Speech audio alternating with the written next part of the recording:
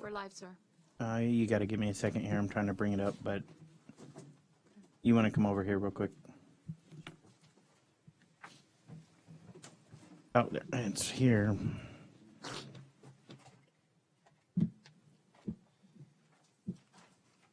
That's the 28th.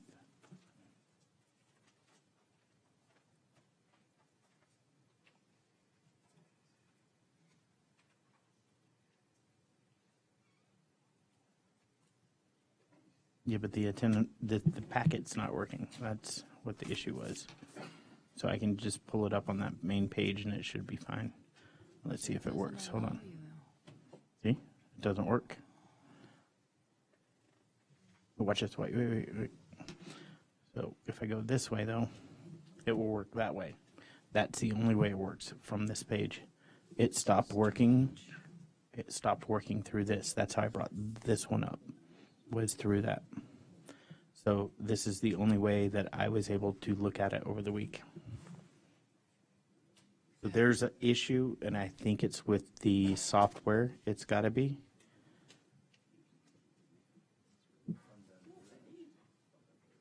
Yeah, it's.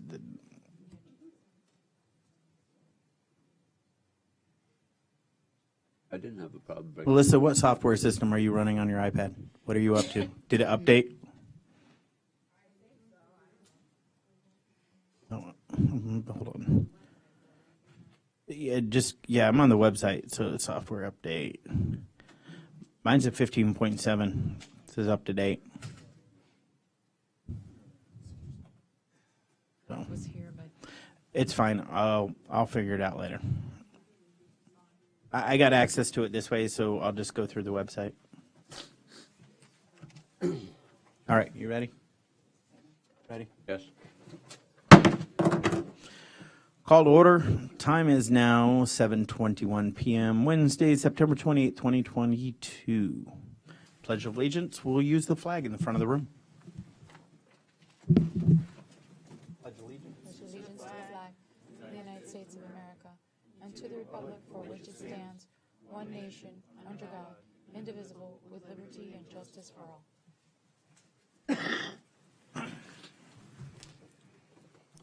It'll be months before that goes away. Yeah, I'm looking forward to it. All right, roll call. Clerk Commissioner Hodgkins, Here. Vice Mayor DeVille, Here. Mayor Jacobs. Here. We have quorum.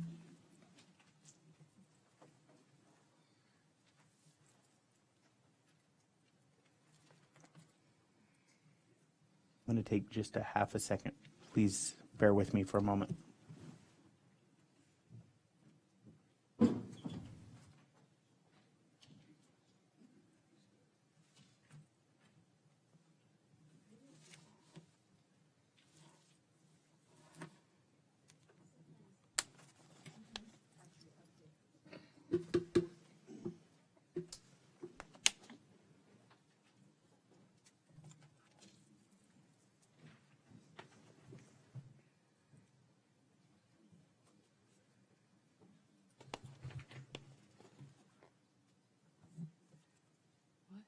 Nothing. What did I do?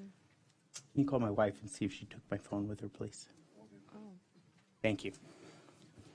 If that or Brian took it with him, and I know where he works. All right. I apologize for that. So we'll start with additions, deletions, or withdrawals to the agenda. That's where we're moving up. I got it. Anything? No. All right. I'm going to do one thing. We're going to remove presentation 6.1 off the agenda, and we're going to add item 6.3, which will actually be item 15.7, which is our GIS. The individual is on the phone and going to do the presentation from the phone, so I'm going to move him up to the first item on here. That's okay with you guys? Okay. Yeah. All right. I'll entertain a motion. Motion to accept the agenda with the changes? Second. Discussion? None. Roll call. Motion made by Vice Mayor DeVille, seconded by Clerk Commissioner Hodgkins. Clerk Commissioner Hodgkins, Yes. Vice Mayor DeVille, Yes. Mayor Jacobs. Yes. Motion passes. Right, we have no presentations. Actually, we do, but hold on a second. So 16.2, which will be our fire department, Chief Kane. Welcome.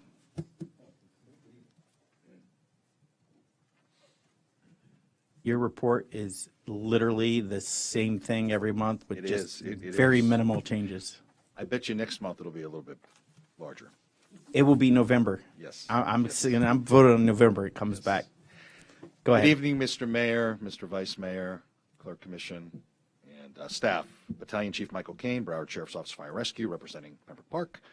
And this is the August 2022 statistics for the town of Pembroke Park. For the month of August, we ran 8 structure fires, 49 vehicle accidents, 12 fire alarms, 108 medical calls for service, and 12 service calls for a total of 189 responses. And that concludes my report. And if you have any questions, I'd be happy to answer them. I notice all the fire alarm reports are they're all commercial. Yeah, because there's very few residential properties in the town. And apartment buildings are considered a commercial as Oh, far I as see. we're concerned. Okay. Yeah, because it's a commercial response Right. for us. Okay, thank you. Yes, sir. Pretty consistent. Pardon me? I said pretty consistent. Very consistent, but it'll probably be over 200 next month, I would imagine. All right, we'll see. Thank you. All right, good night. Anything? All right, have a good evening.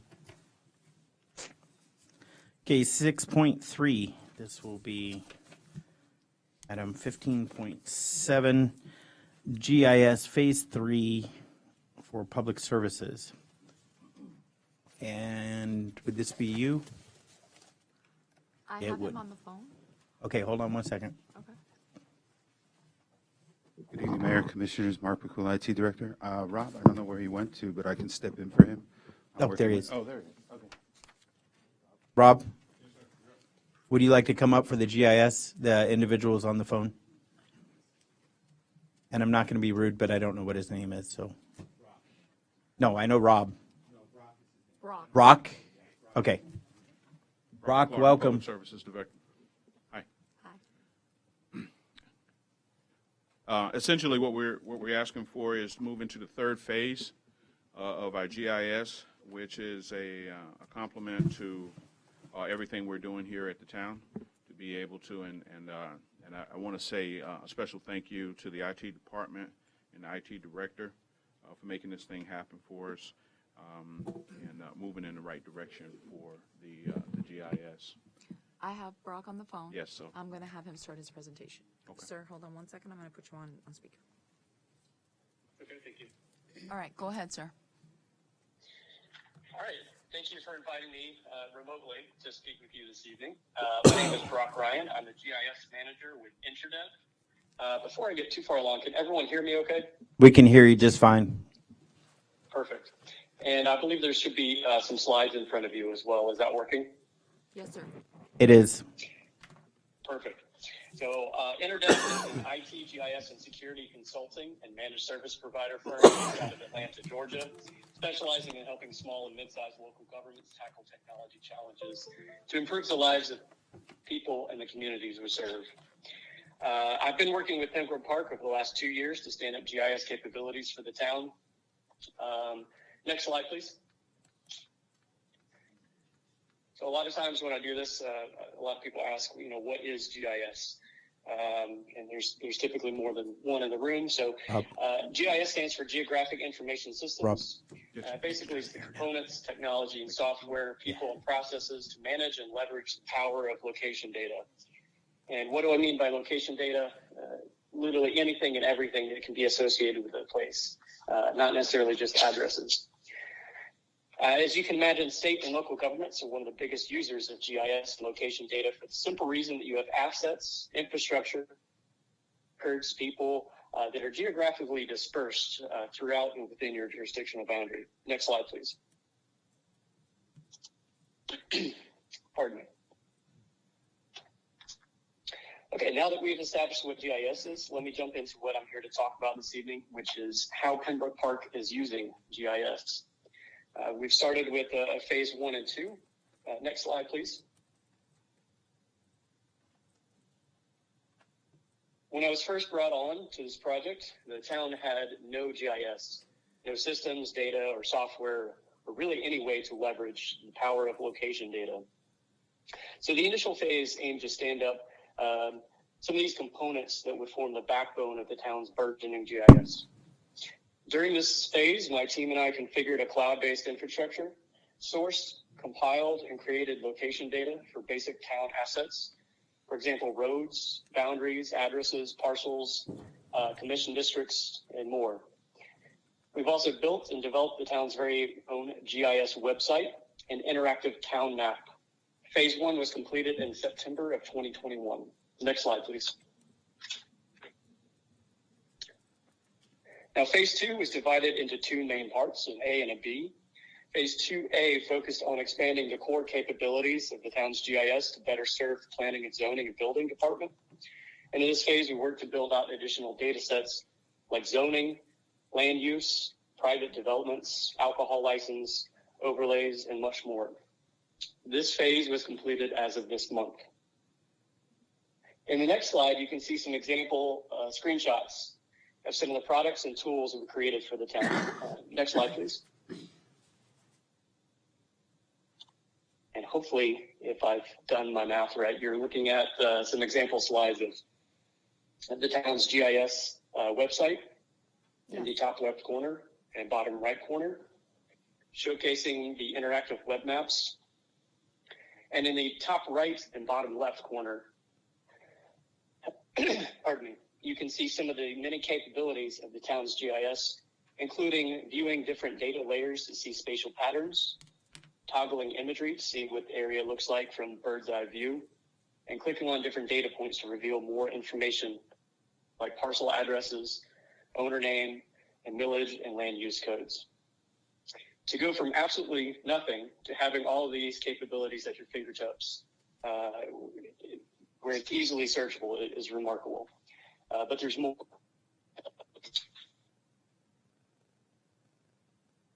Phase 2B is in progress and aims to further build out the town's GIS capabilities with an emphasis on the new police department. Crime analytics and mapping are where law enforcement and GIS overlap. We are working hard to bring these capabilities to Pembroke Park's finest. While there isn't much to show yet, I did include a couple of examples for my team's work in other cities to showcase what we can offer. Next slide, please. Here you'll see a couple of examples of how GIS can benefit police operations by bringing situational awareness and analytics to policing. I've intentionally obscured some of the details for security and anonymity, but these examples demonstrate that GIS goes well beyond just maps. These are interactive dashboards designed to quickly and easily convey relevant crime mapping, reporting, metrics, and statistics to police decision makers. We aim to do something very similar for Pembroke Park Police Department within the next year. Next slide. And that brings me to my final point for this evening, and that is what comes next. Public Works is the focus of this next phase, phase 3. We aim to recreate the success we've had with developing the tools and capabilities for the town generally, and within the planning and zoning and building department specifically, and also what we have on tap for the police department. Our goals for this phase are to build out and enhance department GIS data, in particular utilities data. Next slide, please. You should be seeing the objectives here. We will create an interactive utility viewer app, enabling Rob and his team to effectively see what's on, in, and under the ground before even stepping foot on site. We will develop a set of mobile tools for field crews to be able to pull up digital GIS data while in the field and update information such as inspection and maintenance records. This data will be available in real time to back office workers overseeing field crew operations and making decisions based on their findings and input. Finally, this phase's most ambitious goal is to integrate with SCADA, the town's asset management and control system. And this will allow Rob and his team to see the entire utility network on an interactive map, identify problems, and in just a few clicks, control the valves and other mechanisms that make up the water, sewer, and stormwater utility networks to resolve those problems and mitigate negative impacts. Next slide, please. And here you can see just a few examples of how other towns and cities are already leveraging the power of GIS technology to allow them to manage their assets and infrastructure smarter.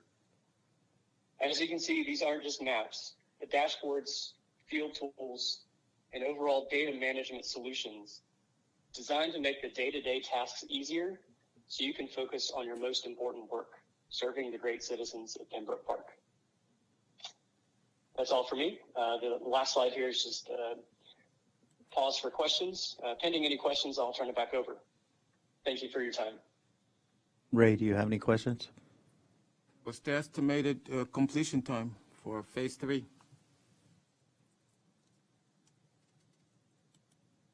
I'm Sir, sorry, I couldn't quite hear the question. What's the estimated completion time for phase 3?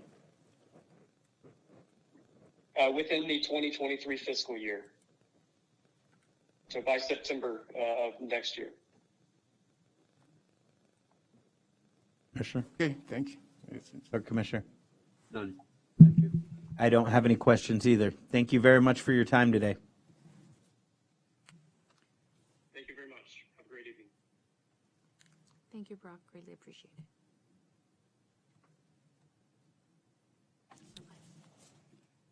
All right, Rob, what's the cost on this? I don't have the total cost because I wasn't involved in the beginning of it, so the only person that would know the total cost would be Mark. I have the listed as the total financial impact of $44,928 as a budgeted item already because we're already under contract for them. Is that correct? Okay. All right. So I'll entertain a motion to put this. Or no, I don't need a motion. Are you okay with consent? Yes. Consent. Yes. We'll move that to the consent agenda. Thank you. Thank you.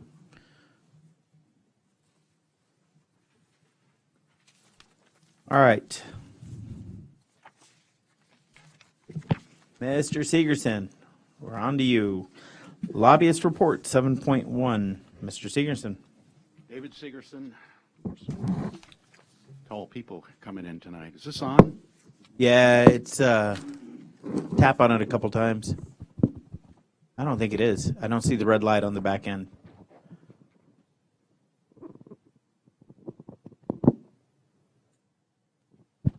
There you go. Okay, David Segerson, consultant for the town, governmental consultant. Good evening, Mayor and Commissioners. I'll make a brief report.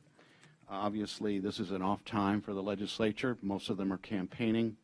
So we are busy. As you know, Dee and Connie have been working with town staff on grants. We're going to have our monthly Zoom call meeting on Monday to get the status update on current grants and also perhaps discuss some sort of the pathway forward. What we're doing is gearing up for proposing or preparing for your consideration a legislative program for the upcoming legislative session. And generally speaking, I'll just go through this real quick. That consists of 3 parts. The first part is me and the team in identifying major bills that have major impacts on municipalities generally. And also, we generally include in that most of the priority legislation from the League of Cities that the League of Cities adopts as part of their legislative program. Second part would be focusing on legislation that we feel would directly impact Pembroke Park. An example of that would be an annexation, for instance, or a mobile home bill that interfered with your ability to regulate to the extent that you can regulate them on a local level, or would require the town, as an example, to pay the relocation costs of mobile home parks that get closed for redevelopment, which happened a number of years ago, and we had to put a stop to that, which we did. And then third would be legislative budget requests. And that brings me to sort of segue to something that manager and I have talked about, and I know he's talked with others about it and his staff, and that is to develop a list, a capital improvement plan, and actually adopt it. This is important to it help. Not only does it help us to understand what the town's priorities are, but it also is important when you're applying for grants and legislative budget requests. Oftentimes that is a question that gets asked in a grant application. Is this project on your CIP, for instance? And so what I'll be talking to the manager about probably on Monday is setting up a time when we can have that discussion with you, because your input is important. The staff will develop the details, but you all know what you think the priorities are, or you know what your neighbors in your community want to see the town do in the way of capital projects, and the staff, you need to be communicating that, and as you do. I know you do already, but we need to sort of formalize that process, if you will, and end up with an adopted CIP, which the town hasn't done in probably 5 years, I think. I don't know when the last one was Yeah, adopted. it's been a while. So anyway, that's what we're recommending and working with the staff on, so that we can present you with some choices and get your input as to what your priorities are for those projects. And so that's pretty much what we're doing. If I have any questions, I'll be happy to answer them. Questions? No, I don't have any, thank you. You know I'll call you. Thank you for your time. I appreciate it. And congratulations. Thank you. I mean, big night. It is. Thank you very much. I got it on this. Oh, nice. You're going to have to send it to me. I will. I sent it to Rhonda. Oh, even better. She said, very nice. Thank you. Thank She you. says congratulations. Tell her I'll see her soon. Yeah. All right. It is time for the building official Nunez with item number 8, the building department. Starting with 8.1, the 2022 monthly report. Good evening, Mayor, Vice Mayor, Clerk Commissioner Miguel Nunez, Chief Building Official. I'm presenting the monthly report for the month of August. I know we are at the end of September, but it's actually August. You know where you work. Like I always start, the building department staff continue to excel in the internal and external customer service. I'm always going to say that because I believe we're the best. By the numbers, we have increased the inspections numbers, and a little bit, everything remains almost the same, with the exception of the permits issue that went down a little bit. On the current month, also, we have on the structural inspection, 165, 53 mechanical, 81 electrical, and 64 plumbing. That's for a total of 363 inspections. Just to let you know that we also received 2 additional applications for the amnesty program. And Nice. you will be, next month, I will be presenting, which this is just a heads up. I present the 3rd reimbursement to the finance director for the amnesty program. So it's been slowly moving up, and right now we have up to 50 persons as of today apply for that particular program. Hopefully we'll get more.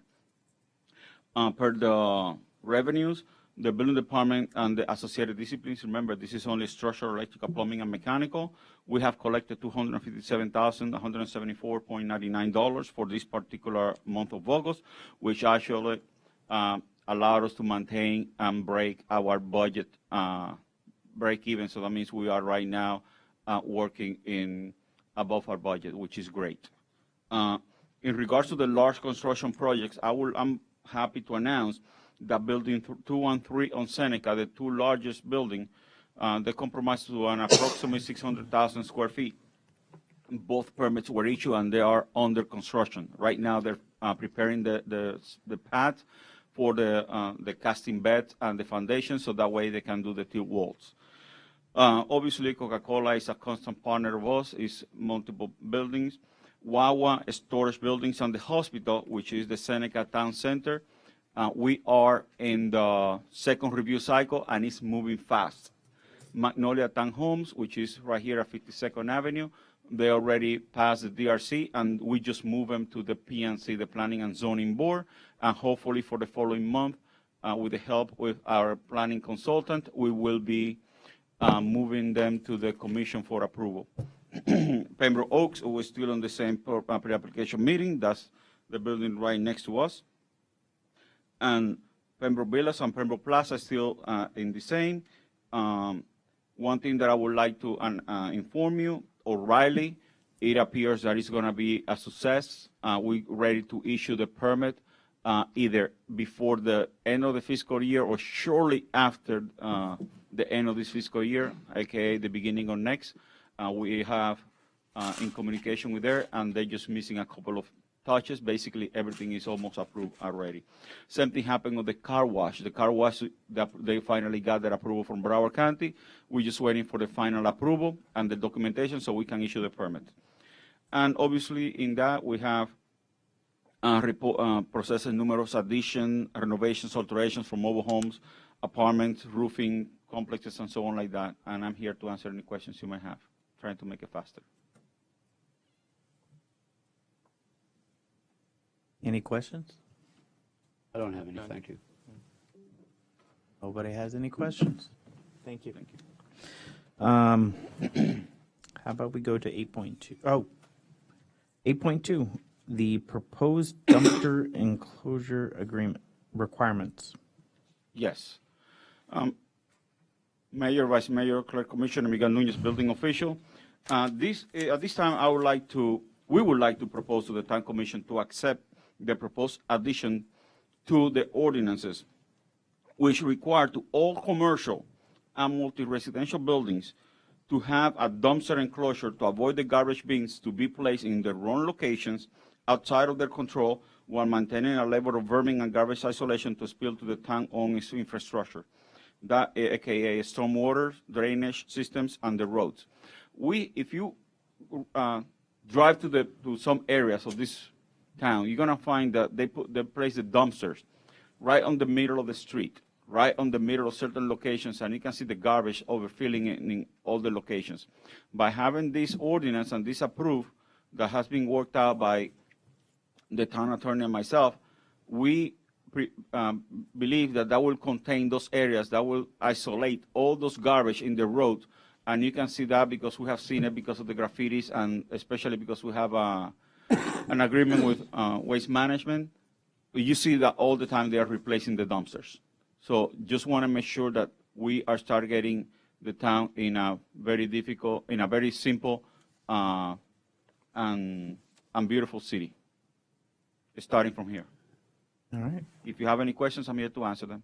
I have a question with Azor over there is a prime example. I've seen the trash bins, the dumpsters out there on the street, the Yes. Azor apartments. Yeah. So let's say they don't have the space to build the enclosure. What would they do? They're going to have to then, and this is part of the next item, they're going to have to take one of the parking spaces and create a dumpster enclosure in there. They're going to have to create a space even by means of a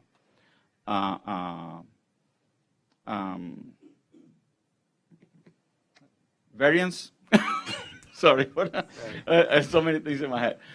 Means of a variance, so they can get closer to the setbacks and so on like that, so they can put it in there. That will be case by case basis, and that will be bring to the commission as needed. Okay. So we're willing to work with them. That is correct. As a matter of fact, one of the points that Town Attorney Anderson and myself are working is, while we're changing this, we will give them a grace period that we were talking about 6 months, so they can start the process for a completion of 1 year. So it's not that it's going to be immediate impact to anybody. It's just that we're going to give them a overlay of time so that way they can comply. If they have to use a parking space for a dumpster, how that's going to change their plan? At that time, we're They going to have have to come and redo a new plan, new parking lot plan That is correct. with the town? Yes, that is correct. And at that time, we're going to analyze all the positions of that particular, but they need to have enclosure. They cannot have a dumpster right in the middle of the street. Yeah, I get the idea, but I'm just saying, I'm wondering about if you're taking away a parking space, something like that,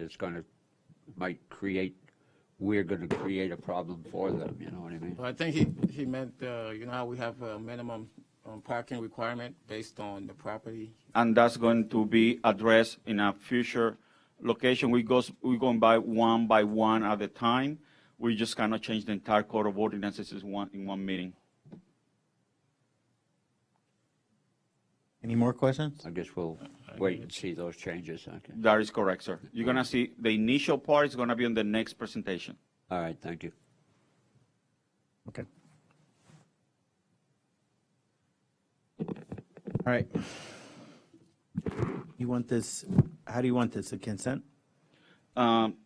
This is an ordinance, actually, so. Because, yeah, I was going to say it's an ordinance, so, It would go on for first read. for first reading. And you and I. Clerk, can you put this on first reading as a line item? Got some. Thank you. Yeah. All right, perfect.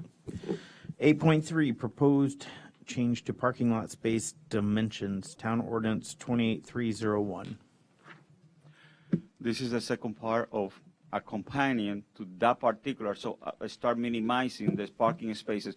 As you will know, our parking spaces are 10 by 20, which most of the municipalities that I've looked at, even though some of them are smaller than ours, are 9 by 18. In our own code of ordinances, we have a duplicity in our parking spaces. We have 10 by 20 by everybody, and the mobile home parks, 9 by 18. Why not have all of them at the same location, at the same dimension?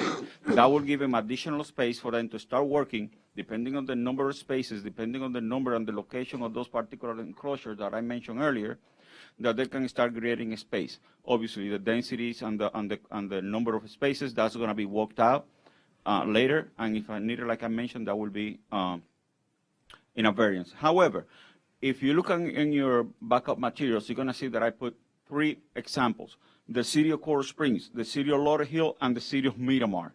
All of them are 9 by 18. We have city of Fort Lauderdale that is 8 foot 6 inches by 18. It's a little bit smaller. We can even get smaller depending on the company. They're not truck friendly. That's why we keep it 9 by 18, because I'm pretty sure that a truck will be able to find in there without any problem. However, that does not and do not affect the accessibility or the handicap parking spaces, because that's governed by federal law. So just to let you know. Obviously, that also will affect our parallel parking, like we have in 30th Avenue and some other locations that we have it as a 10 by 25 over there. We're trying to keep it 9 by 23. That allows additional parking spaces should they need it, depending on the number of parking spaces that they're going to have. Did you do a study on the amount of door dings this is going to cause? I believe a lot in our drivers in Florida. Just curious. I have a wonderful, wonderful track records on our Florida drivers, and I believe they are the best drivers on the planet except for New York. You and me are going to have a long discussion. I want to Okay. have some of what you've been having. All right, any questions? No. No questions. Surprise, surprise. Thank you, and this is also going to be So an this is ordinance. going to be an ordinance as well? Yes, sir. So let's make this a line item ordinance. 8.4, Southwest 30th Avenue, mixed use, entertainment district. Building official Nunez, planning consultant Michael V. All right. Okay, go I ahead. finally learned how to do it. Michael Vonder Meulen. That's, okay, all right. I will not tell you how many days I had to go to school for that, but it's okay. At this time, we would like to present to the commission, first, I'm sorry, Mayor, Vice Mayor, We know who you are. Miguel Nunez, building official.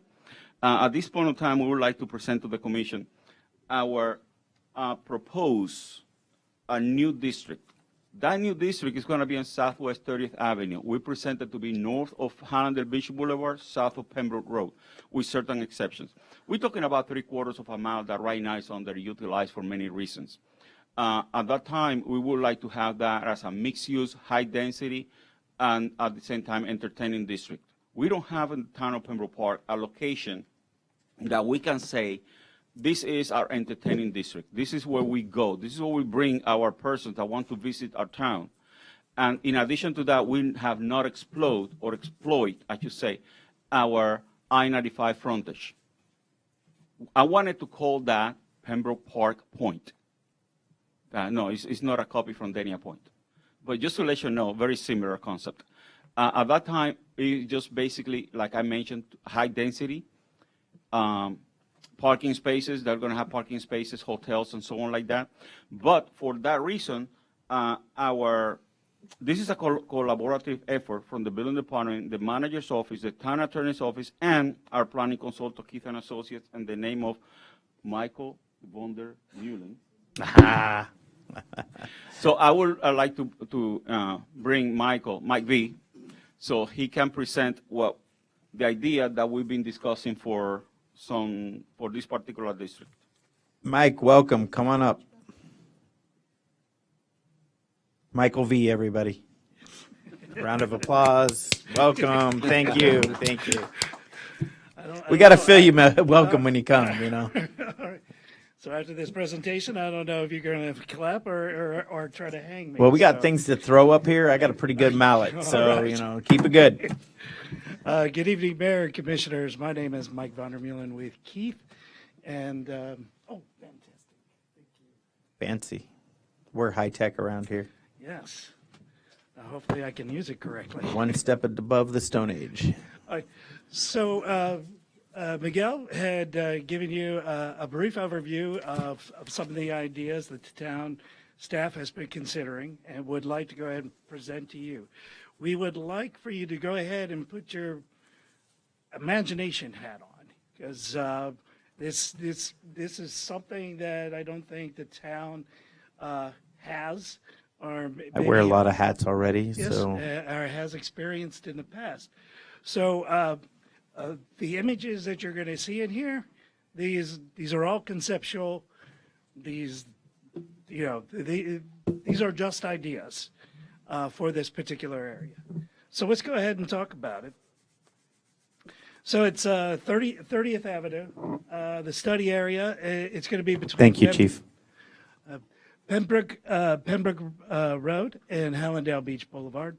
It's plus or minus 20 acres in property. Very linear, as you can see. It's sandwiched between the CSX Railway and I-95. There's 3/4 of a mile of I-95 frontage. And there's, excuse me, plus or minus 20 parcels over there, depending on whether you include some of the government parcels or not.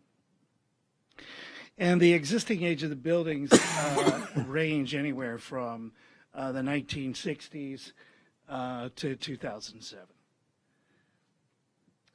So in analyzing this area and considering it as a mixed use and an arts and entertainment district, you have some pros and you have some cons, and we wanted to discuss these. I'm sure there's still plenty more out there, but we wanted to get these ideas out and have you thinking. So the area is a prime redevelopment site. It's located, next to 2 exits on I-95. That's excellent access from a regional source, both from areas north, Palm Beach, West Palm Beach, Fort Lauderdale, and then also Miami. And you practically have direct access. There are already interest by developers. They have approached the town already. There's a potential increase in the town's population and tax base by redeveloping this particular area. And its proximity to the CXS railway lends itself to something else, which we'll talk about a little bit more in the future, about potential tri-rail expansion and possible stop. Isn't that railway right in the way of actually accessing 95? No. I thought the road was here, then the tracks, and then the 95. Yeah, it's right. It's sandwiched right in between. So let's see. So in reference to those pros, you have some cons to this. There are no sewers on 30th Avenue right now. The infrastructure costs, you're going to really have to consider, because if you're going to create an intense development site, you're going to probably need additional water, although there's water there. You're going to need the sewer. You're going to need the drainage. There's pretty shallow depth width in terms of trying to create a large, dense area, because it is sandwiched in between I-95 and the CSX. And then, the opposition to change, whether it's the existing property owners that are there now, or just other town folk that do not want to see change, or this drastic of a change within the town. So here are some of the current conditions. We've discussed some of them. You have 20 acres plus or minus. The land use is industrial. That's the city land use designation. County land use designation is actually called commerce. They changed their plan back in early 2020.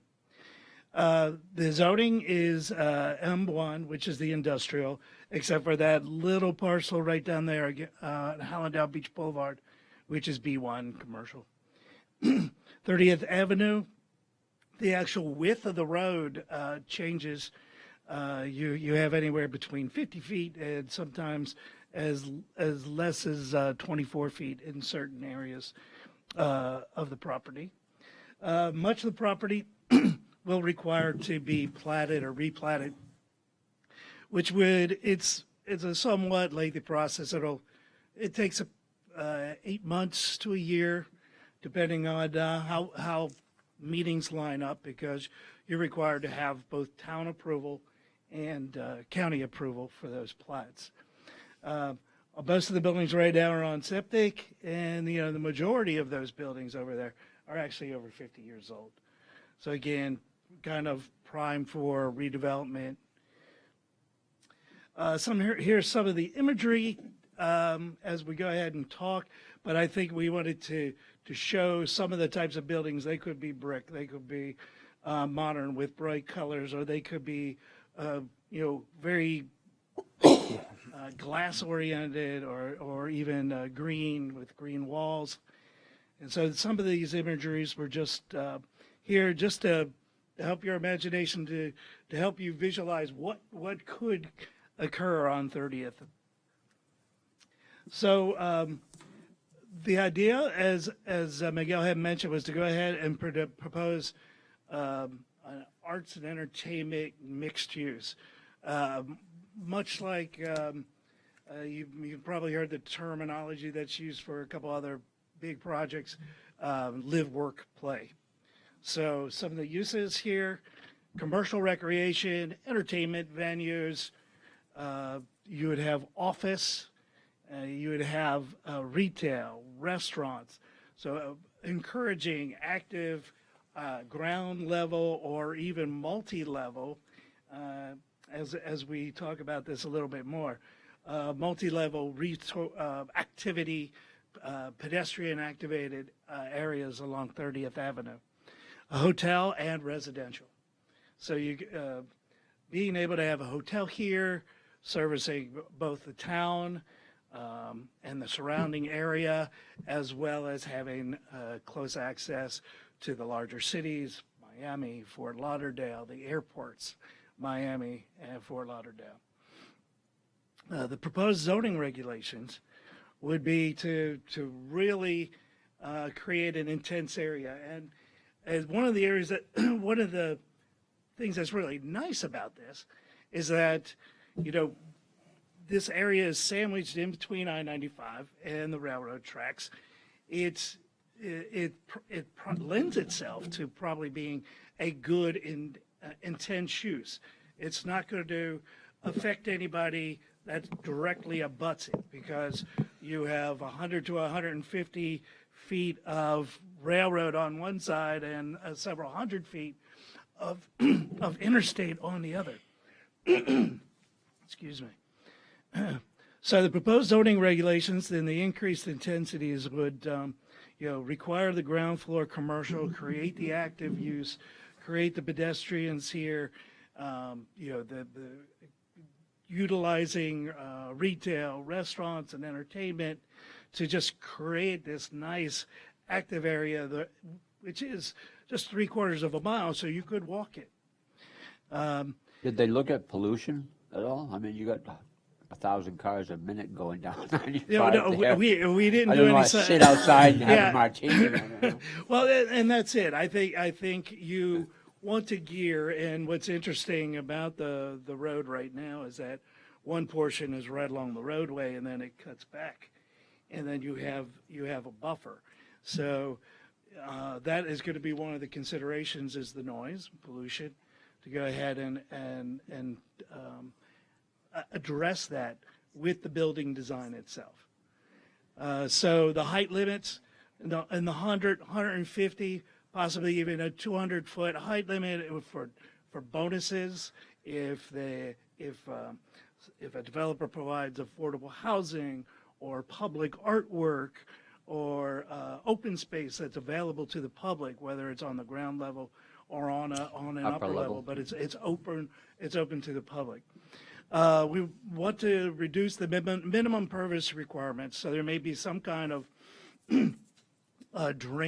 way to address the drainage for the entire district instead of just individual lots, because you're going to find out when you try to start draining everything, you're going to lose a third of your property just to drain the other part of the development. So there's considerations for that. There'd be encouraging structured parking. Again, they may be allowing bonuses again for structured parking, discouraging surface lots, because you want the development to go up. You want it to be intense. You want that activity to occur on the lower levels. With the footprint we have, it had to go vertical. Yeah, absolutely. Densities anywhere between 75 to 100, maybe even 150. Again, encouraging some height bonuses and density bonuses if you get something in return, if you get the affordable housing, if you get the public art, if you get some open space. So that's all considerations there. And then another concept, depending on and to address possibly that noise issue, is to allow the development over the top of the city right away. And that way, as long as you've got that ground level, you're actually providing essentially an arcade, shade during the summer. We want to make sure that it's properly ventilated. It's going to need to be a proper height to address fire, to address all kinds of different accesses. So that ground level is still going to have to be fairly tall, but being able to build on top of that gives them a little bit more freedom and gives them a little bit larger lot. This is literally between the interstate and the railroad tracks. There is not a lot there. Correct. But and every little bit helps. That's essentially what we're trying to. Look Right, what the and it's Japanese back to do. warehouses on the other side, all down the tracks. So So if the commission is inclined, there are some next steps that we can start to take. to implement some of these ideas immediately, we can make a land use plan amendment. Now, this land use plan amendment is actually just a town-only land use plan amendment. The county's land use plan already will allow what we are proposing. However, the town's comprehensive plan has this identified as industrial. Industrial discourages commercial and discourages residential. So that is the first step that we'd have to take. And we are actually, our office is actually processing a couple of these local-only land use plan amendments in a couple of the other cities and towns in Broward County to free up areas of development. Creation of a mixed-use entertainment district. So this would be a new zoning code. And again, we're talking about things that if the commission is inclined to go ahead and create this intensity, encourage these uses to come, allow for some additional bonuses. So we'll set the bar, and then, hey, if you provide things that the town really wants, affordable housing, open space, structured parking, public art, if there's other priorities of the town, and we'll include those in a basket of considerations for the developers to consider and see if those are a good trade-off for the additional height, additional densities. I wanted to get a train stop in that exact location. Yeah. So that's it's at the bottom. It's at the bottom. So then you just, once you create that mixed-use district, you'll need to rezone the property to that mixed-use district. There may need to be some brushing up of the non-conforming uses that would remain on the property, maybe even some amortization of those uses to try to further do this. Yeah. Another idea, excuse me.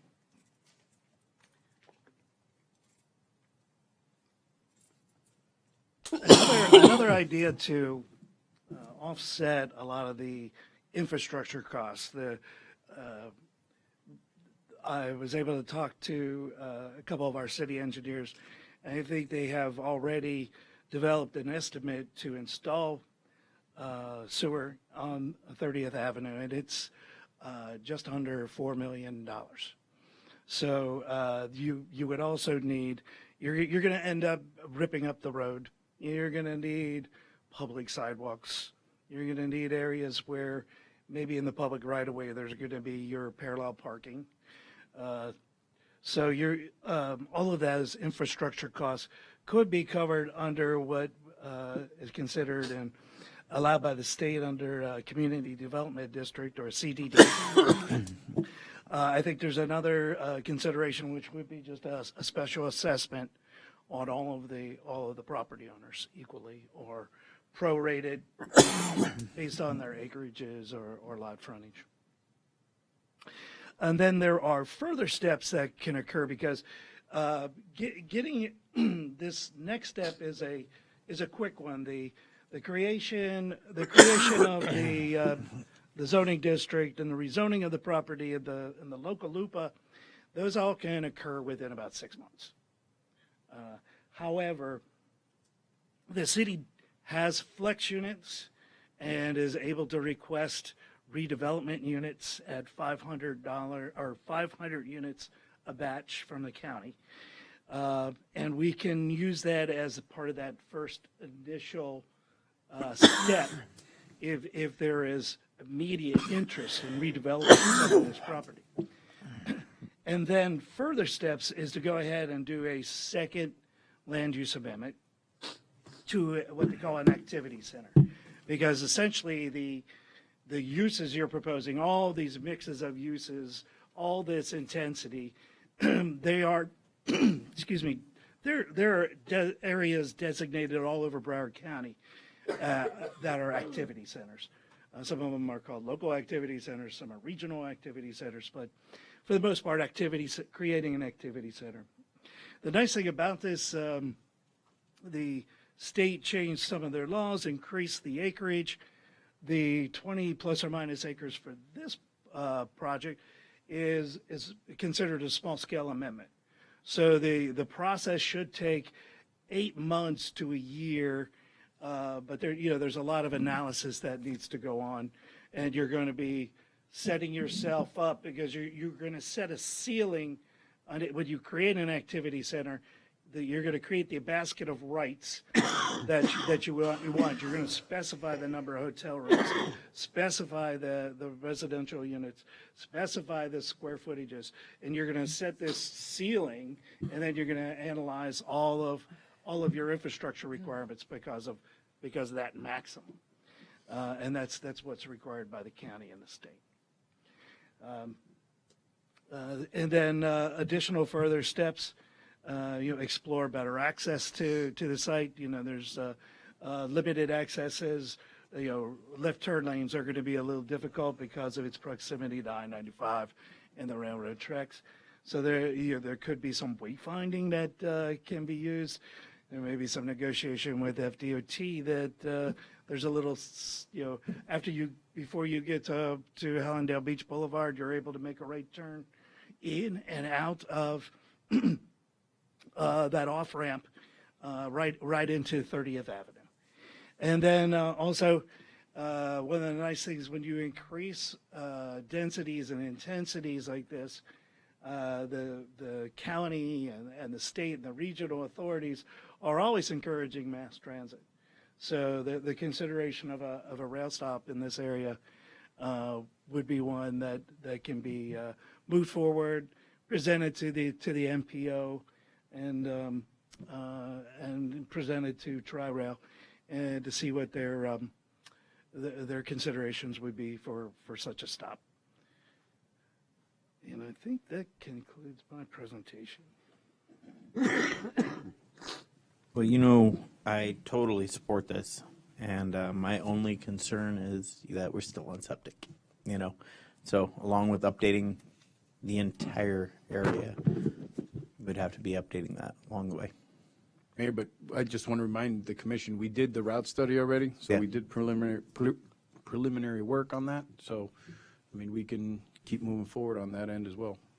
Yes, and I'm sorry, Commission, as Mike V has mentioned and the town manager has mentioned, we have had the opportunity either to create a CDD for this particular, or create an assessment, or a contribution dedication by the same developers in order to offset the cost of that particular infrastructure. And in addition to that, since they're going to be building on top of our right away, this is the perfect opportunity to locate our infrastructure right off the right of way, so we can maintain a control of the units without affecting the buildings once they built. I agree. You guys have any questions, comments? No, I'm in favor of this. When can we start? I think you have a full support of the commission That's on the this, reason so- why we are here, just to get your authorization so we can start this process. And at the same time, we can engage the support of our developers and our individuals, so we can start maybe under consent, so we can continue with start redeveloping and Does bring this the need proper- consent, or does this need just a direction? It's just direction. Just and direction. then we Yeah, can we'll come just- back. I think we should just move forward. Everyone okay with just giving them direction to move forward? Certainly, yeah. Every step of the way that they've outlined, it's going to require your vote Oh, anyway. I understand. so That's why I said Comp plan, we give you direction to move forward. Thank you. All right, and we'll see you at the next step of the way. Thank you. Thank you for your time. Thank you. And your presentation. Thank you. Let me just download something. Thank you for attending our meeting tonight. Hopefully you enjoyed it. You're welcome. Okay, I'm looking forward to it. Thank you, guys. We'll see you later, or see you soon.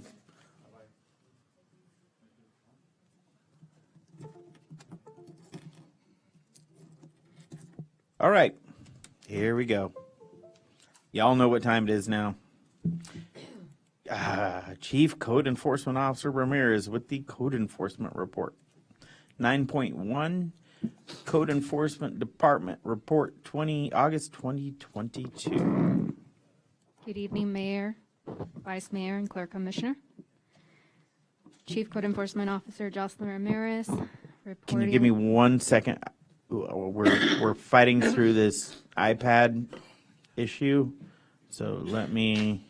Okay, I got you. Oh no, I don't. Hold on. All right, I got your report up. Go for it. Okay. Reporting for code enforcement the month of August. On the detailed summary report, you may notice that we were a lot busier than the month of July. We had 13 code enforcement liens, 31 notice of violations, 67 notice of formal hearing, 23 final orders, 0 amended final orders, 1 affidavit of noncompliance, 33 affidavit of compliance, which is considerably noticeable than July, and 1 order of abatement. The following slide is the special magistrate that we had on September 21, 2022. We had 27 formal hearings. Out of those formal hearings, 2 were postponed and 1 was removed because they entered the amnesty program. We had 14 hearing to confirm fines, 9 hearing to abate fines, 3 hearing to extend time, and 13 foreclosure authorizations. Out of those 13 foreclosures, 2 of them actually complied that same day. They got an abatement and they paid the fine right away.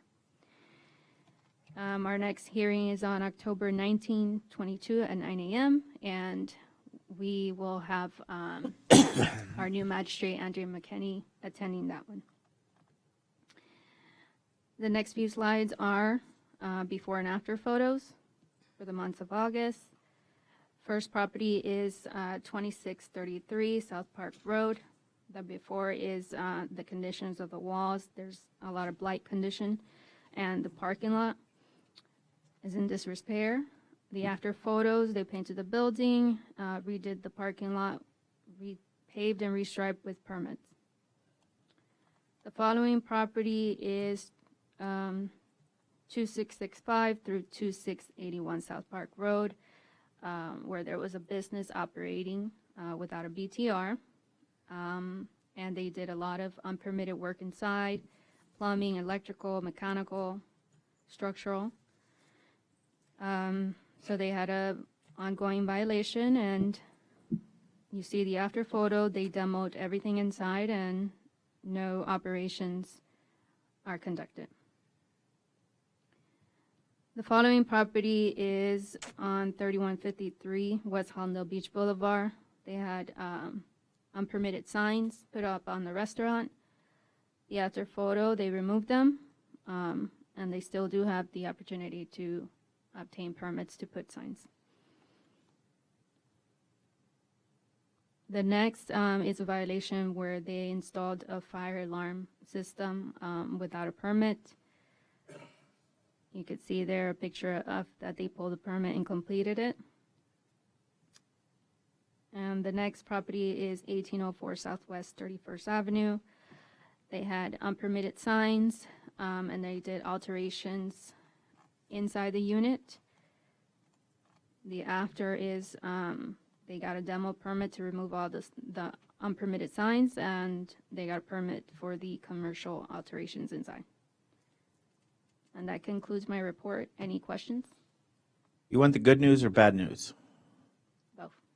Okay, we'll go with the good news. I did not get 1 complaint from your department this entire month. Bad news is I did have someone call that actually gave you guys a compliment and said you were very professional. And I do have 1 more phone call I still have to return, so we'll see how that goes. Okay. But thank you for your professionalism in what you're doing. Thank you. Any comments? Keep up the good work, like Gina would say. Thank you. Thank you. You're really cleaning up the town. All right, Finance Department. Finance Director Brown, welcome again. You just like coming up to talk to us. I do. Good evening, Honorable Mayor and Commission. Budget and Finance Director Roy Brown. Nothing officially to report. Just want to bring to your attention, starting next month in October, you all will start seeing the monthly revenue and expenditure reports. So kind of transitioning from budget, we'll get more into the finances of the town. Do want to report that last week we submitted the last bit of compliance for the annual report. Just waiting on the final copy that we can distribute to all the necessary parties. Great. Other than that, business as usual. Thank you. Wait, don't run away. I got questions. Yes, sir. When are you starting the audit? I have to check in with Tanya. She did just send over an invoice, but I don't have the complete schedule on that. Keep in mind that we just literally wrapped up the audit for 2021. Trying to stay ahead of the game, you know that. So my plan is to, complete everything in a timely manner, to erase all the findings that we have. Keep in mind that the same findings that we had in 2021, we're likely to have the same findings for this year, considering the gap where there was no finance director. But moving forward, we're working hard to, attack those things. I'm going to ask for one favor on your next report when you bring it forward. Can you please include how much work you've had to do on cleaning up the disaster that you were left with? Yes, sir. Thank you. I would like the commission to be aware, and thank you for all your hard work. Thank you. Any questions? No, I don't have any. No? We can bring him back up. No, he looks tired. All right. Okay, here we go. Interim Police Chief Howard, soon to be Chief Howard. You have anything for us tonight? I don't, sir. Okay. Again, I'd like to take a moment to invite everyone, 11:30 Friday night, in front of Town Hall, if you can make it. I know you'll be awake. 11:30 at night? 11:30 p.m. We take over at midnight. You don't have to be here, but you can be here. They're just going to transfer the radios over to us. We're gonna go wake up Commissioner Hodgins. I think we should do a drive-by with all the lights. My wife will call the cops on you. Yeah, they're already there. Okay. Planning consultant, no. Human Resources Director Friedman, HR 13.1 salary discussion for the executive assistant. And I realized after the fact that was what we had budgeted for his position. Right. And that's exactly what it is, isn't it? Yes. Okay, go ahead. All right, good evening, Mayor, Vice Mayor, Clerk Commissioner Babette Friedman, Human Resources Director. Last meeting, September 14th, you all made a decision on the executive assistant to the town commission. The direction was to bring back the salary. And so I'm here today after speaking with the candidate, the selected candidate. The salary that we were hoping to approve was $52,500. Just to be aware, all the other candidates that we did interview, they were all asking around the same range. And I just want to say we had this budgeted for $52,500 for the pay for this position. So it was already set. I didn't realize till after the last commission meeting that we had did that. So I do apologize. We should have just gone forward. So go forward and onboard him, please. Yeah, he's pretty much ready to go. I was just waiting for this, so I'll do his background, and that's really all I'm waiting on. Cell phone, computer, as soon as possible. Will do. Thank you. Alrighty, thank you. Any questions? Oh, wait, I do have questions for you. Sure. 3 positions outside, are they filled yet?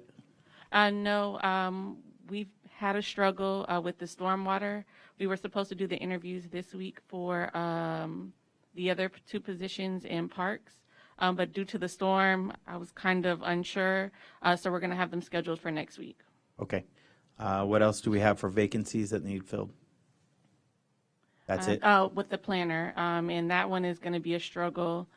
We're not getting great candidates, or we're getting candidates from out of state that would require relocation, et cetera. We do have it posted on the government sites. I have it posted with Florida League of Cities, et cetera.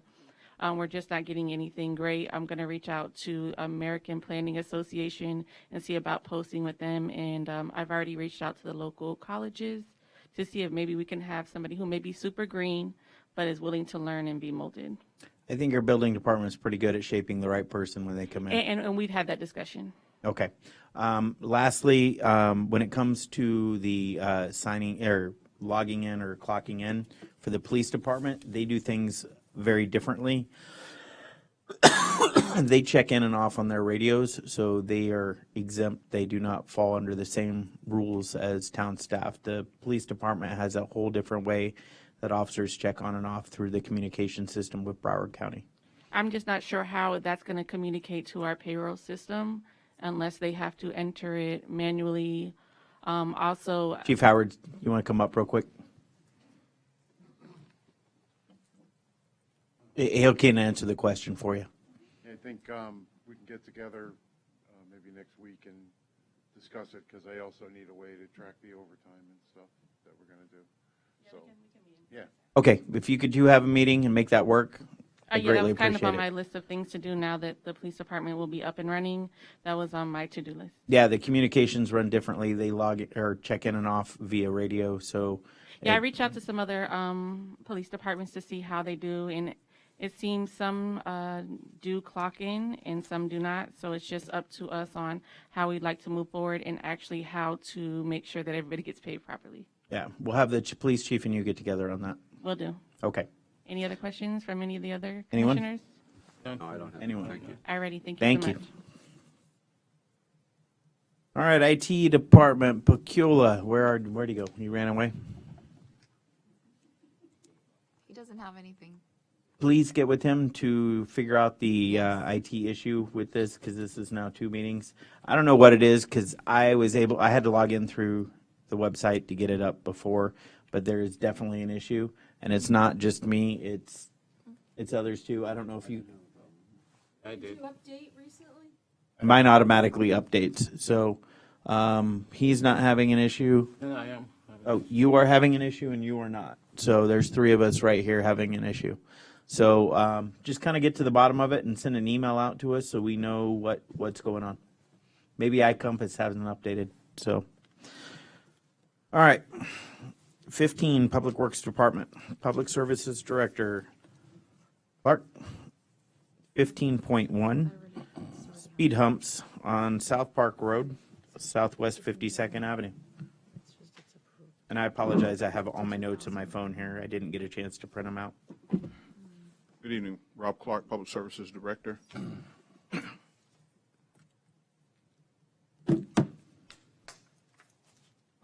The project that we have before you, gentlemen, is about the vice mayor, and many of the townspeople have identified that 52nd Avenue and South Park Road are become an Olympic speedway.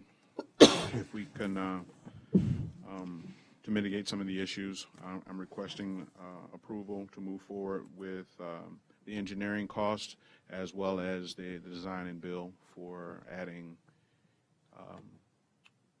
the speed humps on both roads. Wasn't that already on the C-slip? Absolutely, sir. Yeah, okay. But that, not the traffic calming. No, No. what we're going to do is going to fix those roads, but the traffic calming. So here's where I have a problem putting speed humps on roads. Park Road between Hollandale and Pembroke Road needs completely redone. With the sewer, the drainage, that road will beat any car up driving down it. I think it would be pointless to invest in do speed bumps on a road that already has more speed bumps that will rattle suspension loose at this Do we have time. them down by the school? We don't have by the school? hardly any here in the town, I believe.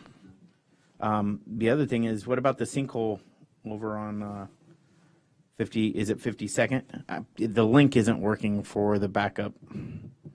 It's 56. That would be repaired before the. Absolutely. Yeah. Okay. Okay, but this includes Park Road. This isn't opening. I don't know what the deal is. Hold on here. So we're looking at investing either $23,000 or $36,000 in roads that need renovated. I think this is something we should wait until we have the roads renovated before we invest into speed bumps, invest this type of money into speed humps. What do you guys think? What's the time frame on getting the roads redone? You're on the MPO, right? Yeah. I think Park Road's on the MPO, right? Yep.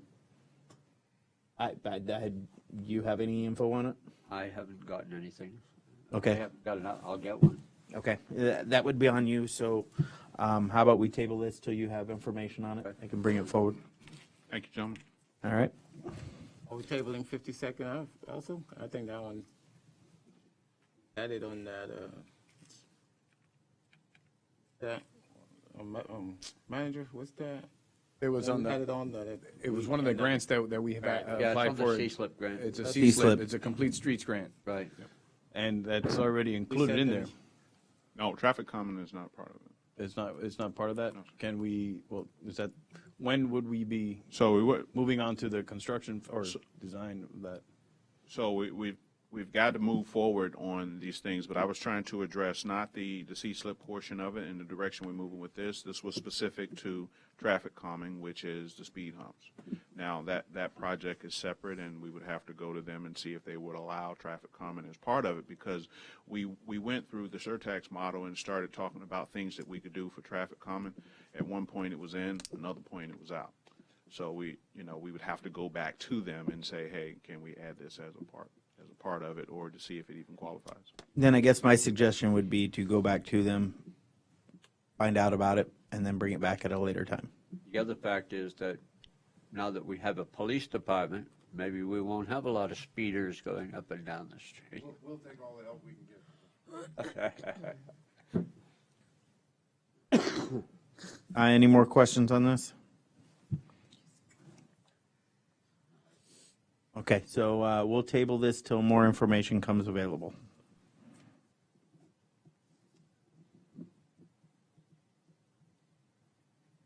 $15.2, generator switchgear.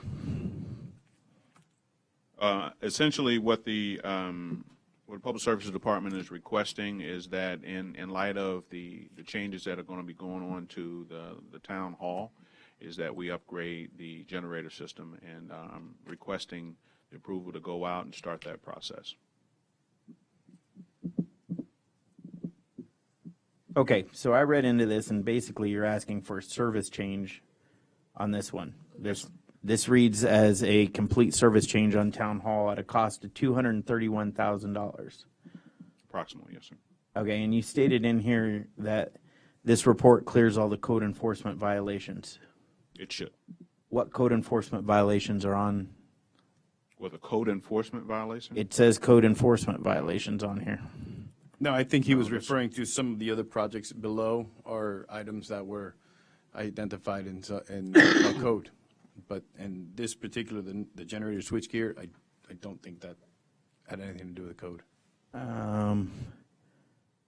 This is not switchgear. This is for a service change for the town. It says remove and replace itching switchgear located on the exterior building and take care of the violations take care of the code violations in the existing electrical and air handling room. So what my question is, what are the code violations? It's a litany. It's a litany of code violations. Right now, just to speak to one or two, not all of them.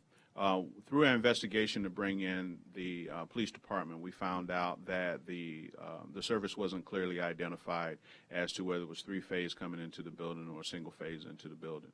Secondly, that there should be a knife disconnect from the FP&L service to the bus bar, and that doesn't exist.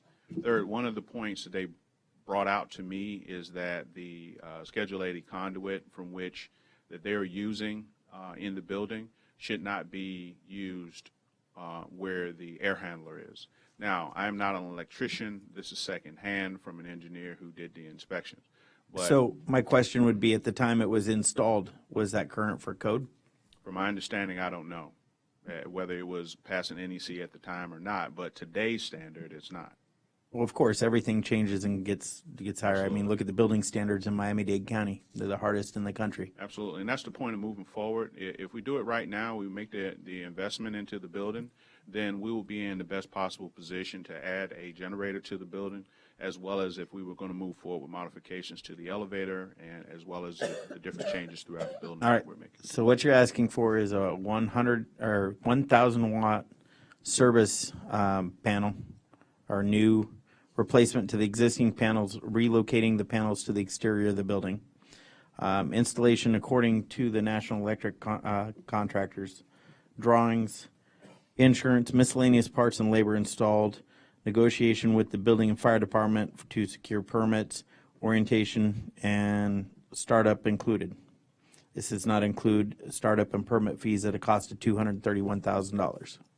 What I'm asking for specifically, sir, is to, like the other things, is to move forward with an investigation. This is to give you a ballpark idea as to what the cost will be associated with it. We would still have to go out through the usual procurement process. I was just going to say, this is one item, and this doesn't follow proper procurement. No, we would have to go. This is giving you background, so you'd be able to know that this is where the scope would begin. We would have to have it designed and engineered and then presented to move forward. He's asking for your permission. Okay, I understand that, but what I'm seeing here is, and I understand you're looking for direction, but what I'm looking at is on 8/16/2022, this was presented to the town as an estimate for what is needed for the town. Absolutely. So those estimates, and you always got to have an estimate to get an idea of where you are before you start dedicating any money. So the way we do business here is to go out and get some quotes. After we get some quotes, we come back to you with those quotes so you can see how much money it would actually, in ballpark, to where it will cost us. And then we would move forward with the proper engineering and dot our T's and cross our I's on it.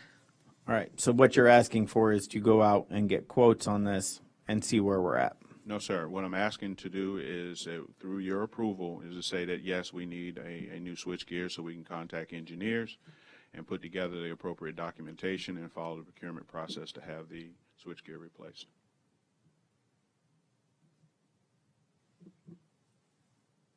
My problem is bringing anything new on when we still have a abundance, I believe, 8 grants still outstanding, along with the list of 26 items already on it.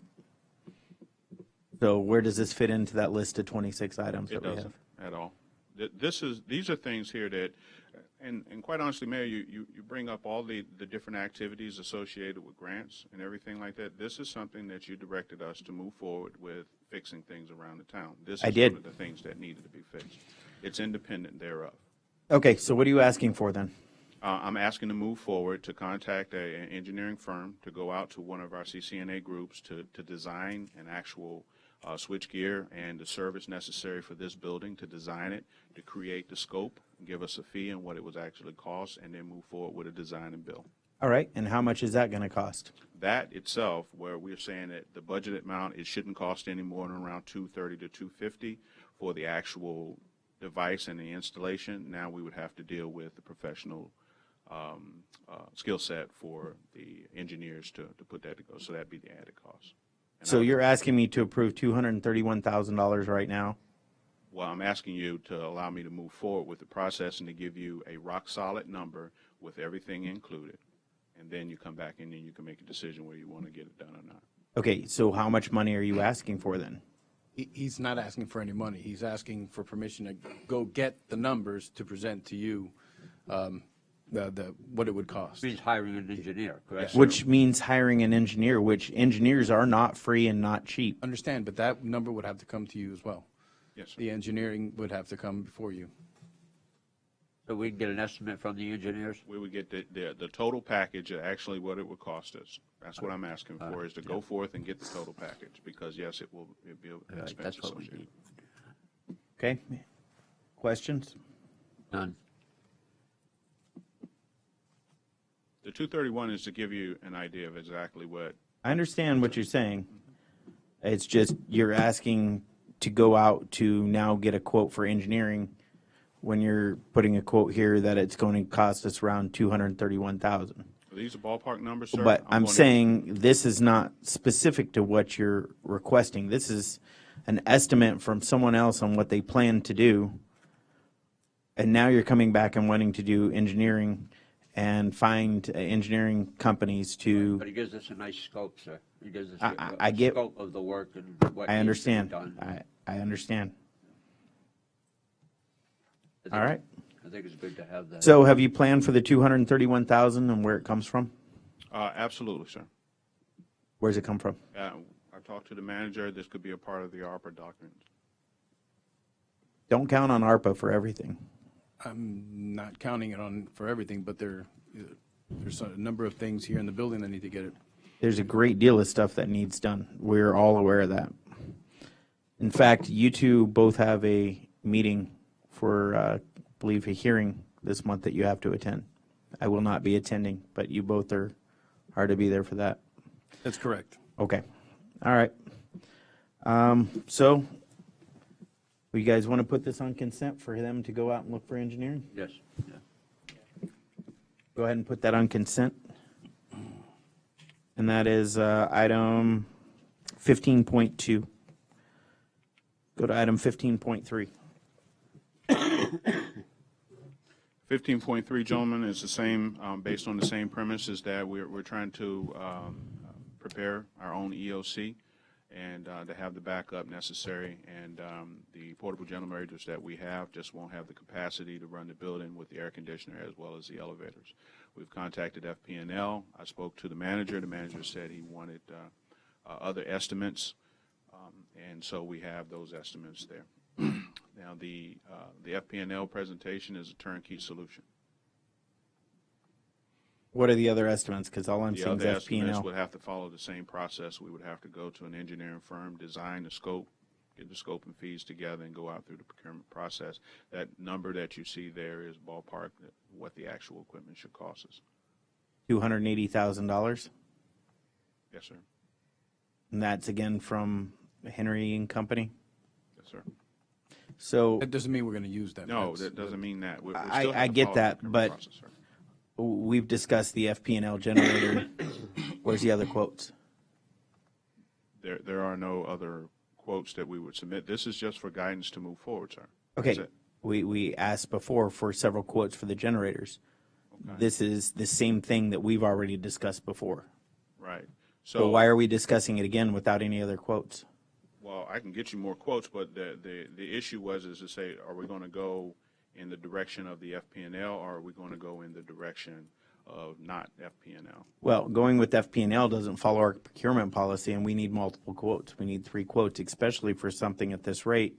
We also need something that falls under our $400,000 grant that we do believe we have, or the grant that we have for generators where the FP&L doesn't even follow under our grant. Right. So where that, it would be more towards a fee base that we would have established for the building. So if we wanted to have this particular generator, then it'll be either a monthly fee or we can pay down that monthly fee. So this was something that we were talking outside of the actual grant, sir.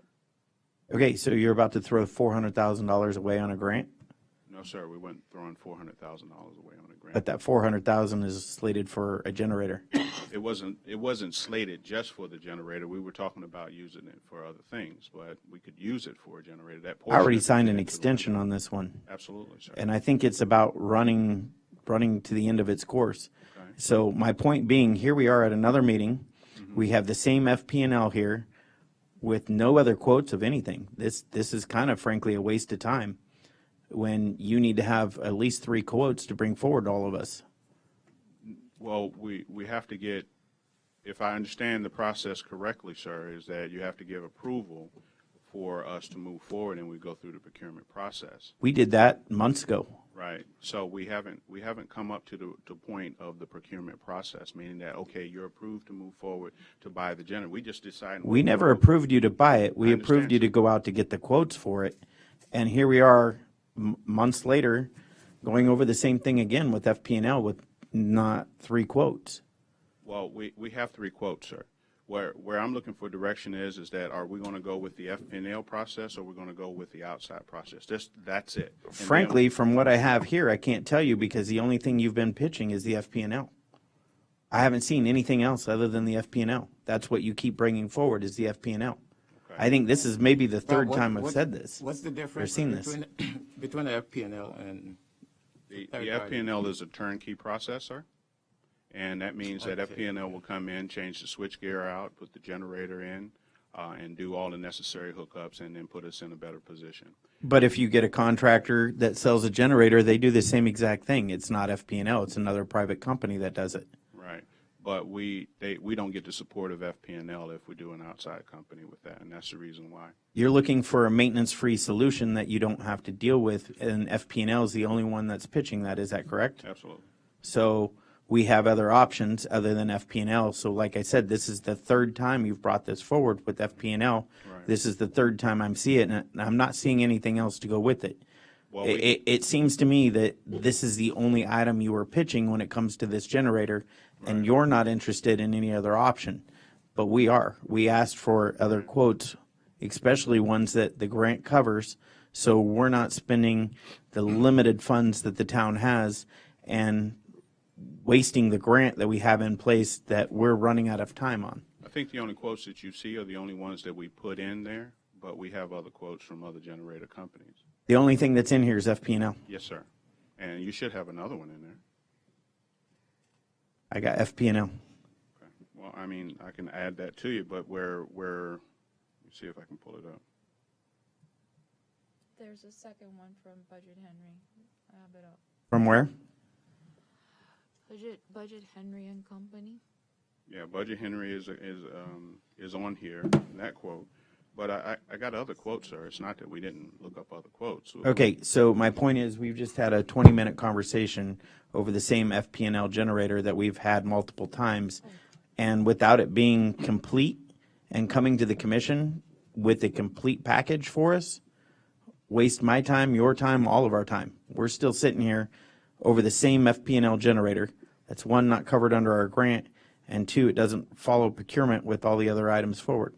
We asked for it to be brought forward. So bring this back forward again when it's complete and we have options to choose from, and then we can proceed forward with. That's the whole point, and that's the procedure that we follow. Absolutely. Is all right with that? Yes. Okay. We'll table that item until future information is provided for the generator. All right, 15.4. Excuse me. Lawn maintenance throughout the town. 15.4 was brought to my attention. Essentially, what we're looking for is direction on whether to support and continue to mow areas throughout the town. A great example is like the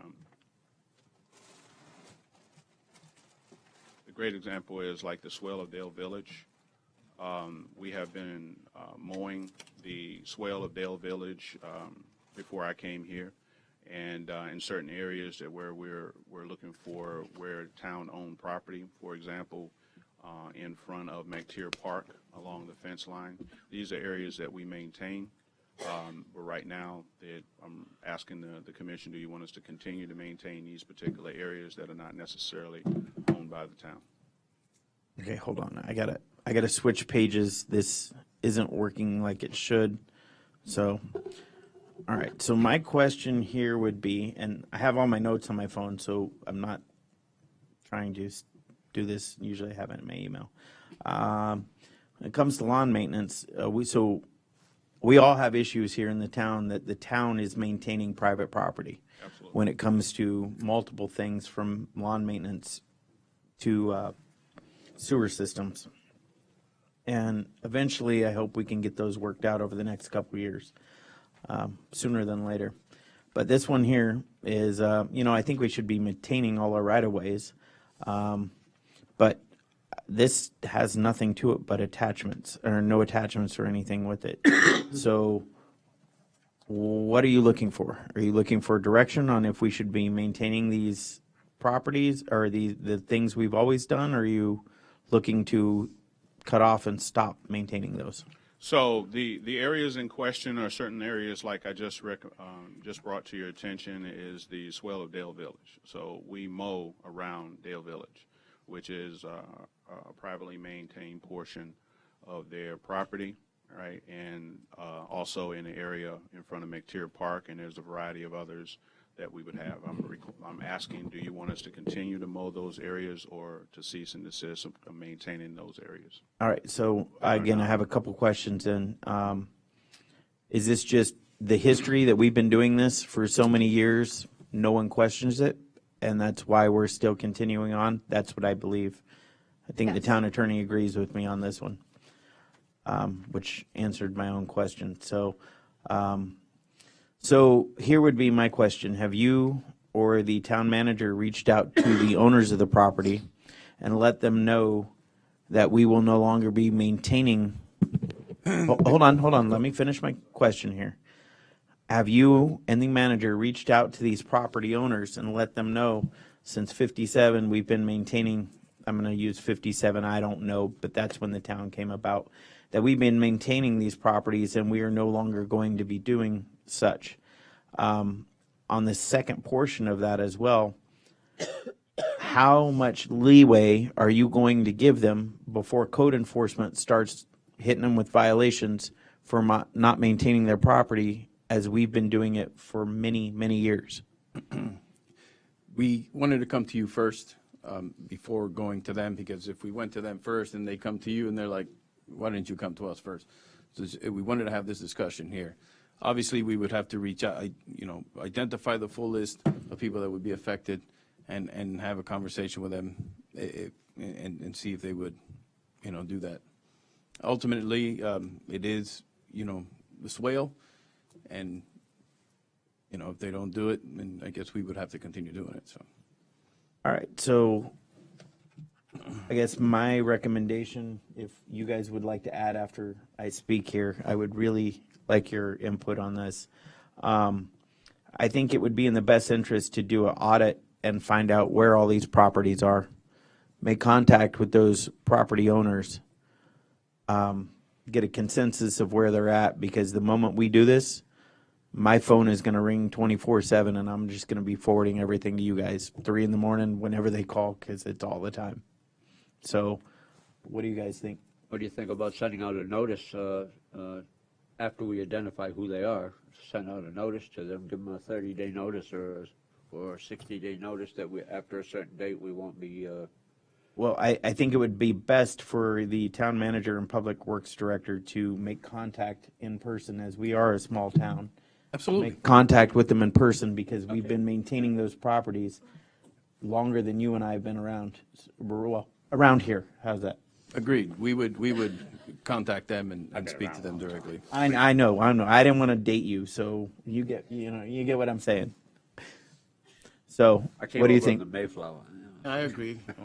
Can we pass on the cost to them if we continue maintaining them, manager?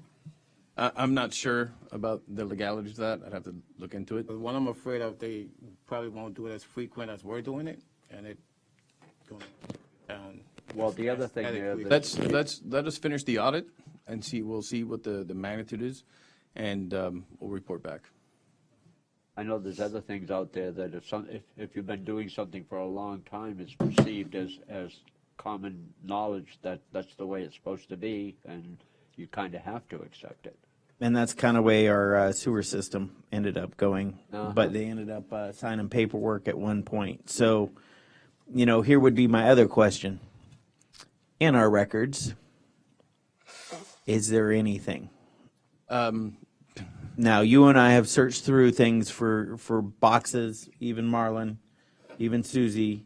We have all dug through boxes and found things we never wanted to find. So that's a great question. I cannot vouch for what's in if it's in some record somewhere in this town hall. So when you meet with those business owners, ask if there was ever an agreement.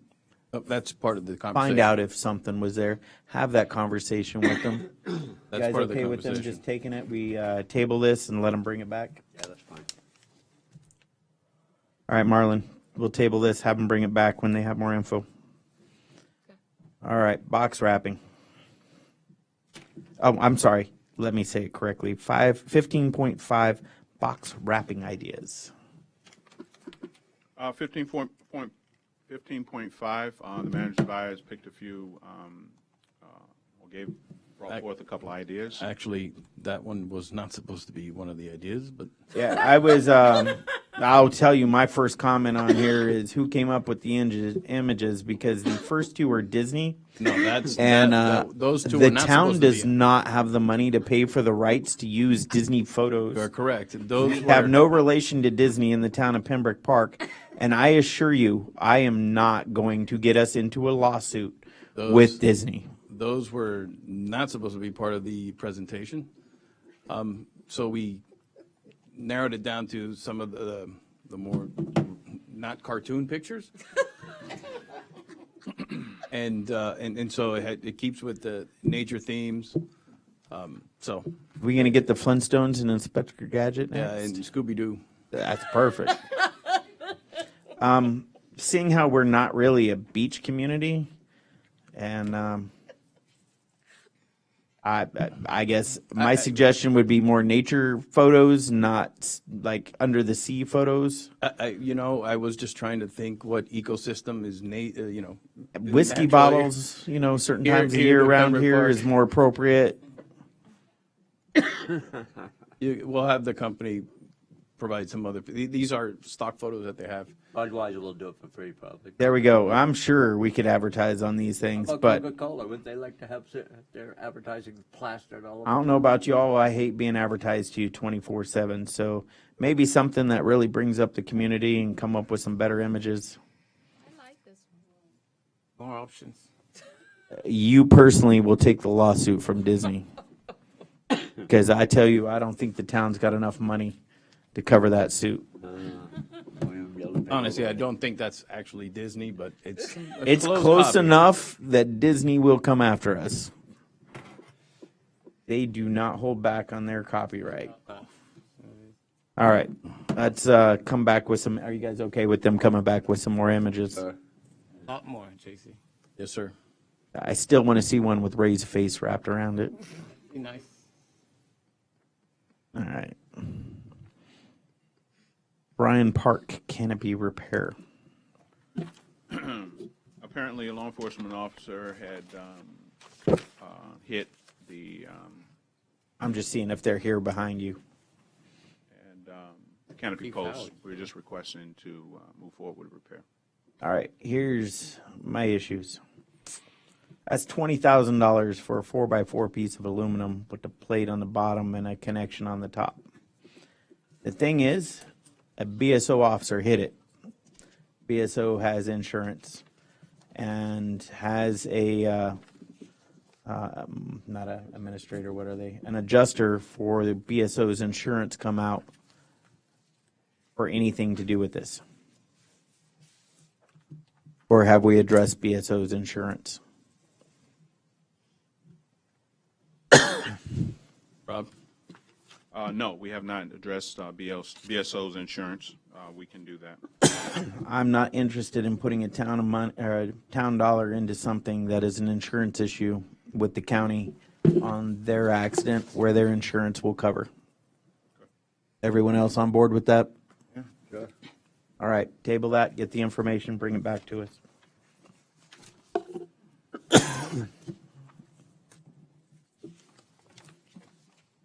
All right. Hold on here, give me just a second. Box wrap it.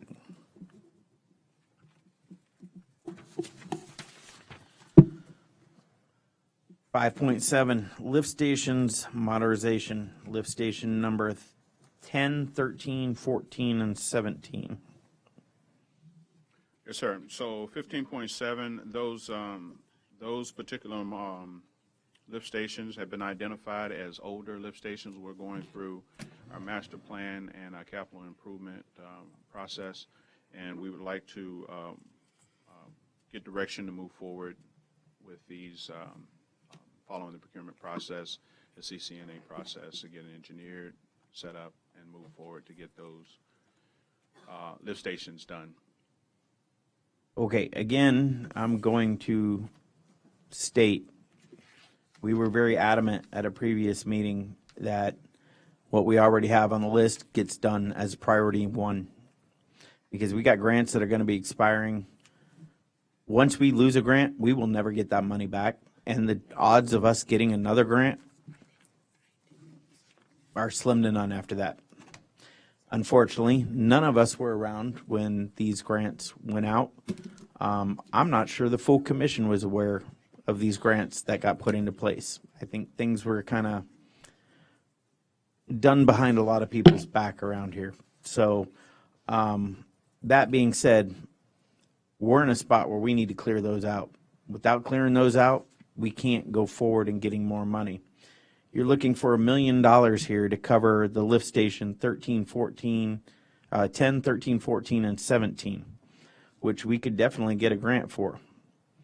The town, I don't see an excess of $1 million sitting in any account at the moment that will cover the update. It is, and the stormwater sewer fund will cover it. Okay, and then what's it leave us with in that for any emergency? Let the CFO speak to how much is in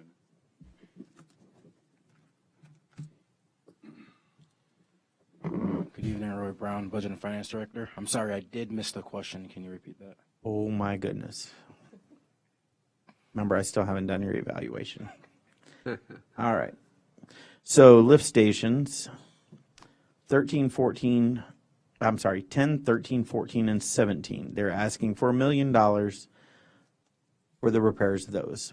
The Public Works Director says it's in our sewer fund. How much is in our sewer fund? There is not well over, but there's more than $1 million in the sewer fund. Of course, we would not want to deplete all of that within one expense. But the way the trend is looking, they will end the year in the surplus again, which will restore some of that. So there's money there within the fund balance to. But going with the $1 million would deplete our sewer fund. Not entirely. I don't have the exact number on me. I can report to you tomorrow if you like. Okay, with that said, we approved a $510,000 sewer pipe to be replaced. That's $500,000 right there.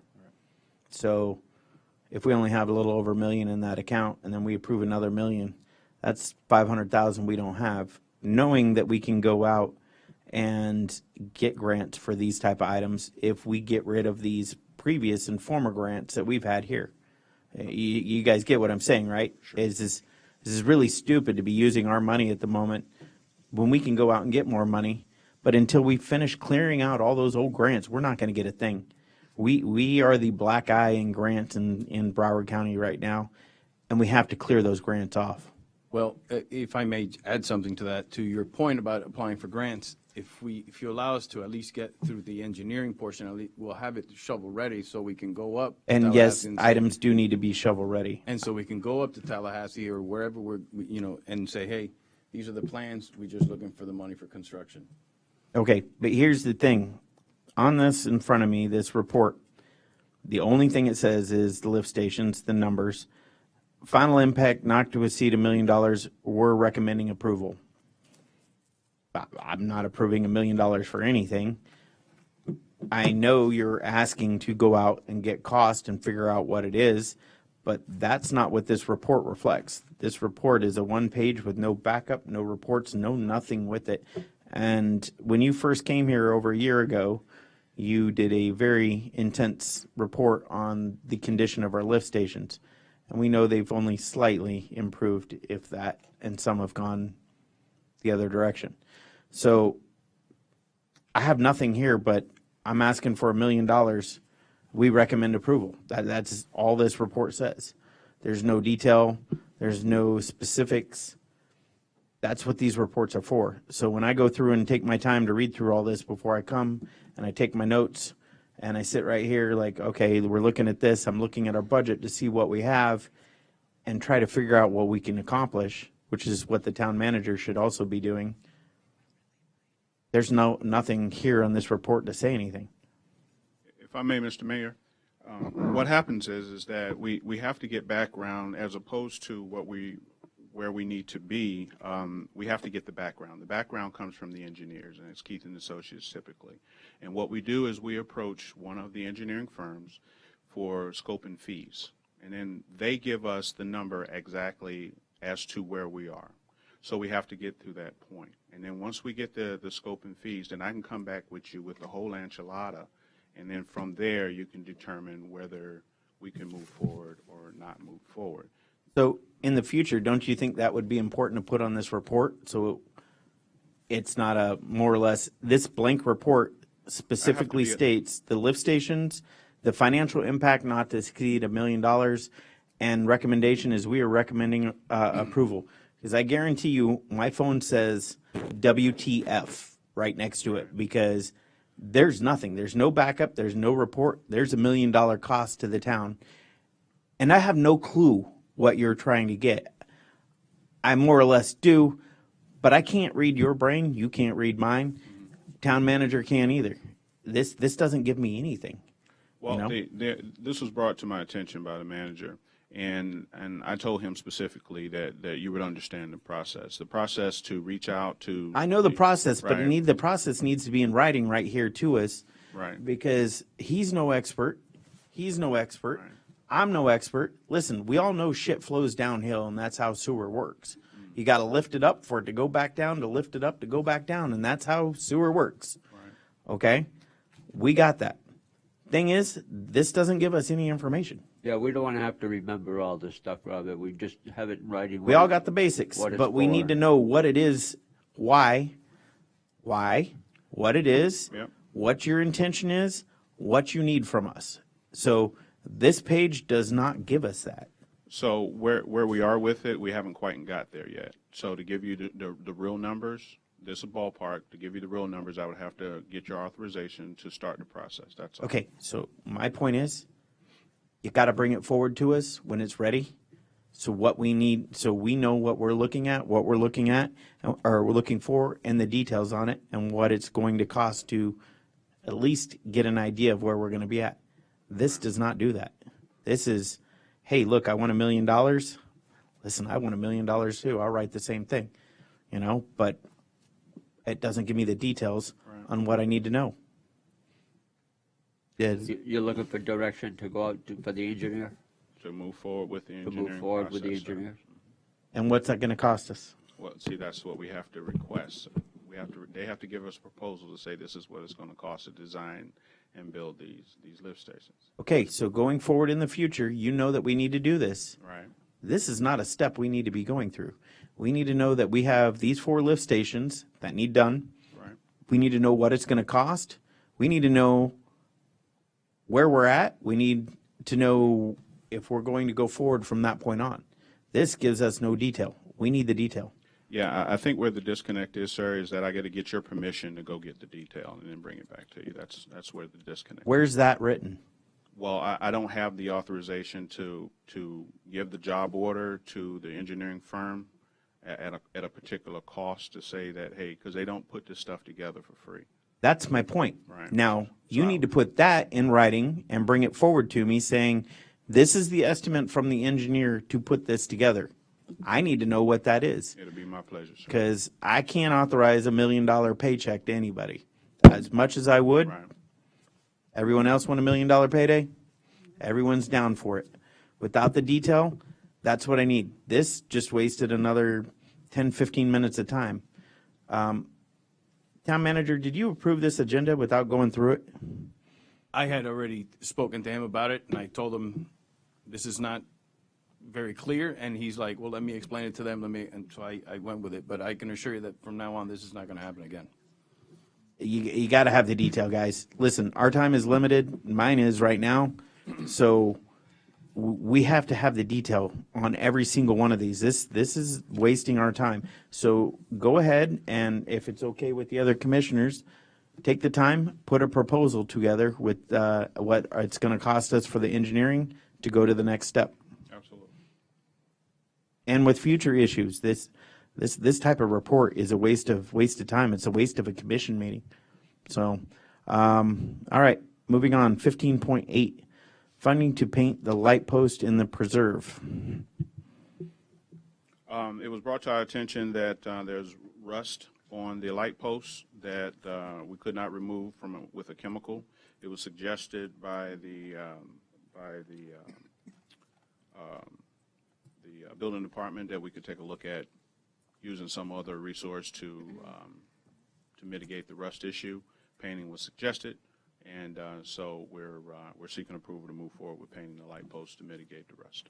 How many are there? There's a great many of them, sir. Okay, And it so won't stop. I'll just hold up again. Exactly the same issue with the last item. Right. This says requesting funding to paste light posts in the preserve, not to exceed $20,000. We recommend approval. It doesn't list how many light posts we have. It doesn't list how much it's going to That's cost 'cause us. it's ongoing, sir. It won't be a one-time. It'd be as it presents itself, then we paint it. As it presents itself, it'll paint it. So it won't Okay, be isn't just that a regular maintenance though? Yes, sir. That's absolutely regular maintenance. And we have a bucket truck? But we have to get it back up to speed is where we're trying to get to. Meaning that they've been using chemical to abate it. I got it. Right? It's got out of control, so we're requesting funding to get it back under control. Okay, so again, this has no backup, no details, no nothing. And what we are actually looking for, are we doing this internally? Are we going outsourcing to, a painter? What? Mayor, I'm going to suggest that we remove all of these items, defer them. The only one that is time sensitive is the holiday lighting and I believe the janitorial services for the extension, and then Okay. move the other ones to the next meeting. All right. Let me go through and find out everything on here. You said the janitorial? Yeah, janitorial, and which is an extension of the current contract, Okay. and the holiday lighting, which time is of the essence because the holidays are around the corner. Yep. Okay, and all the others going on to the next workshop. All right. There are multiple of these that are like that without detail, and I guys, I can't do anything without any detail. That will not happen again, I assure you, sir.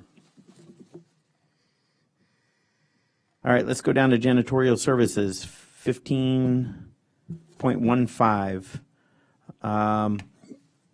Janitorial services for Town Hall, Clean Space Incorporated.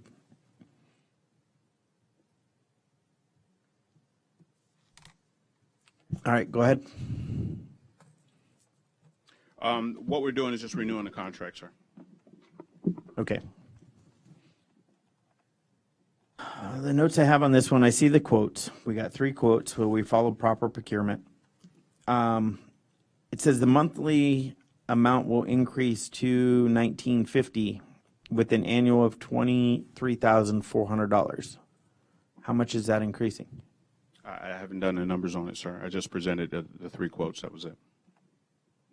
Okay, but this is the same company that we've been using, Absolutely, yes, sir. and that's the one you guys are recommending to go with again, right? Yes, sir. Okay. Let me bring up Chief Finance Director, or Finance Director Finance Brown. Director Brown. Thank you. I don't have the actual dollar amount as far as how much it did increase, but I would say that with the onboarding of the police department, we did increase, or we did include janitorial services in their budget, so I it should remember. cover the complete cost. Okay, so all I'm going to say is attention to detail. When we bring things like this forward and it says our monthly amount's going to increase, I want to know how much it's increasing. Our annual amount, how much it's increasing. I can do the math. If you give me one number, I can figure it out. But if I don't have the basics, I don't know how much it's increasing. And with inflation, everything is on the rise. So I would just like to know more detail when you bring these forward so we have an understanding how much. Any questions? No, I don't have any. And they've been doing a good job for a long time, so I have no concerns with continuing on. So let us put this on the consent agenda. Are you guys Yes. okay with that? Yeah, yeah. Town clerk, consent agenda.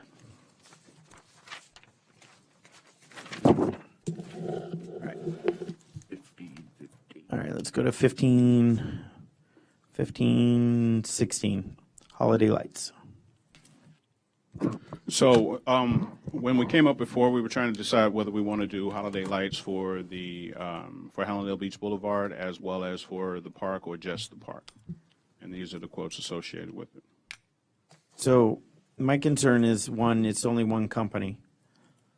I know there's several lighting companies out there for holiday lights, but we only have one company here giving us a quote.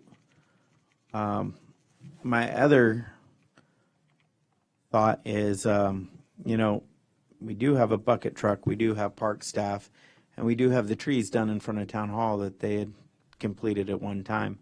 So instead of spending, say, $64,829 and then another $11,200 on the medians with option 1, option 2, or option 3, why couldn't we do this in-house? We don't have the manpower for that, sir.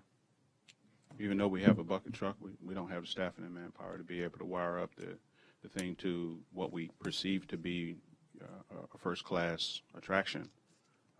That's the reason why we outsource it. Okay. My concern again is procurement, as we only have one quote on here from one company.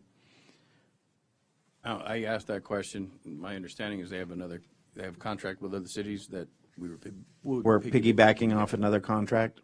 Yes, sir. Okay.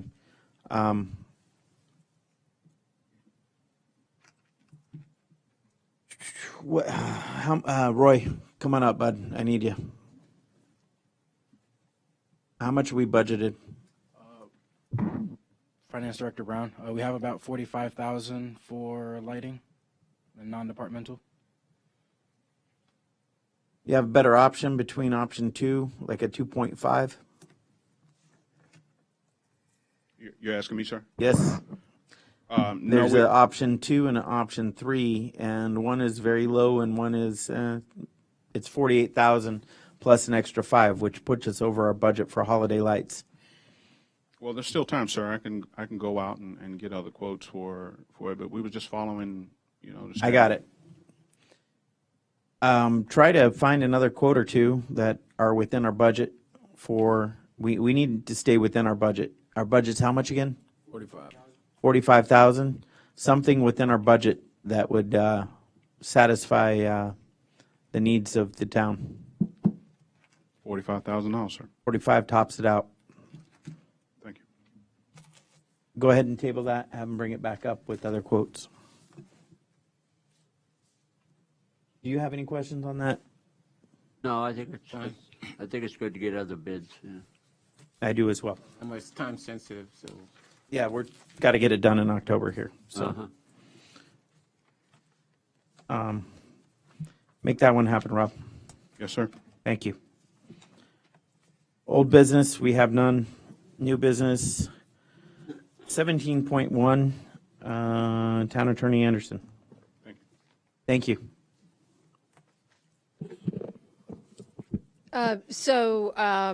Asking to place the towing contract with Max on the agenda for approval. We will have an executed contract back at that time from them. And this agreement is going to be for towing for the police department and for our other needs in the town as a city. Okay, so this was the company that we've been contracted to with the month-to-month contract right now. Yes, correct. And the law changed, so we can't charge them directly anymore. We have to sort of gather it on the back end. So the finances changed. We're taking 25% of the maximum rate allowed by law in the county on the tows. After the cars have been towed, the car owner pays the lot owner, and then who is the tower, and then the tower pays us. Okay, I know there's two contractors for the municipalities in this area. There's this one and Chief Howard. What's the name of the other company? They're based out of Pompano, just as good, just as big. However, I just chose this company because they've been doing it for 30 years, and with the startup and everything, that's why I went with this one. Okay, is this a time-sensitive item? Absolutely. Okay. What's the out on the contract if need be? 30 days. 30 days? All right, so this covers us to get us going for, okay. All right, so I want to look into other options. They're So, located in We Dayton. can always sign another, it's not exclusive. We can have more than one okay, so this is, contract. I thought this was an exclusive agreement. I don't believe it's exclusive. I'll check again. I know we have to do inspections if otherwise. You just change the ordinance, then the manager can sign it. If we decide to go that route, but we're just 1.5 miles. I don't really see a need for two companies. Okay. All right, you know what, let's, I'll just consider this down the road. Did you guys get a chance to review this? I think that the company's close by. We've been using them for years. Yeah. Got no problem with Okay. it. What do you guys suggest? Let's go with it.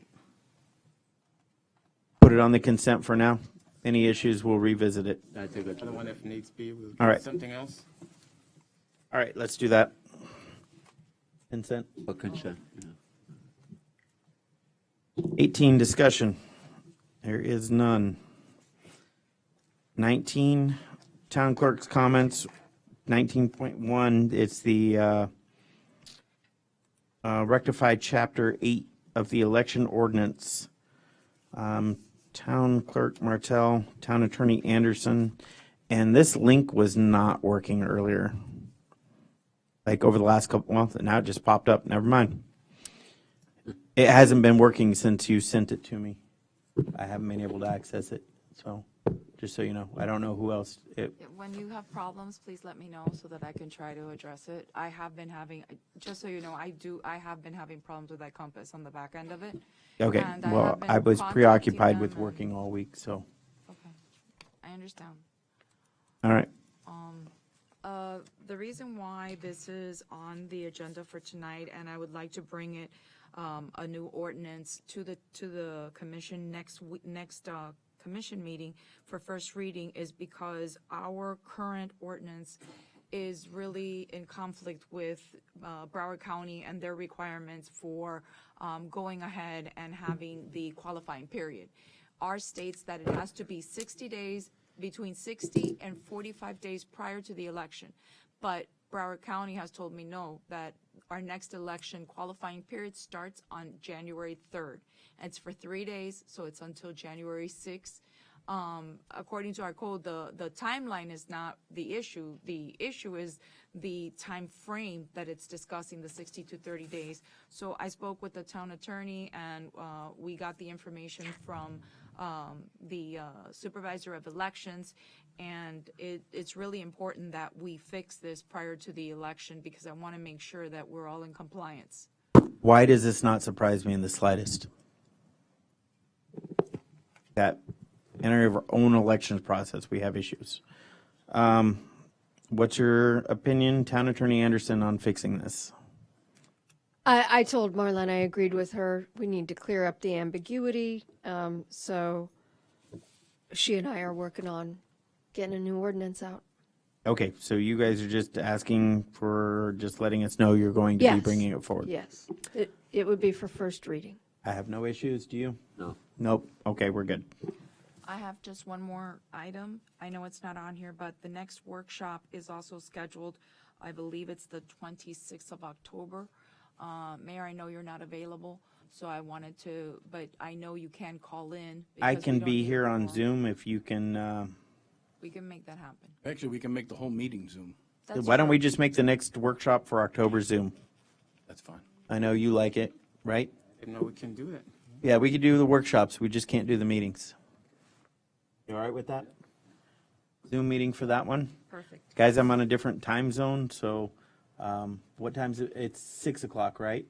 So that means 5 o'clock? Let Yeah. me find out what time my schedule is. I do believe I have a SEM, so let me find out my SEM time. It shouldn't be an issue. I'll let you know. That's it. That's all I have to report. Okay. Attorney comments? I do not have any comments at this time. Town manager comments? Just wanted to thank staff, Public Works, building, the building department, code, police, finance, for getting the town ready for the storm. Thankfully, we were spared. But they did a great job. from just top to bottom. And I want to thank them for that.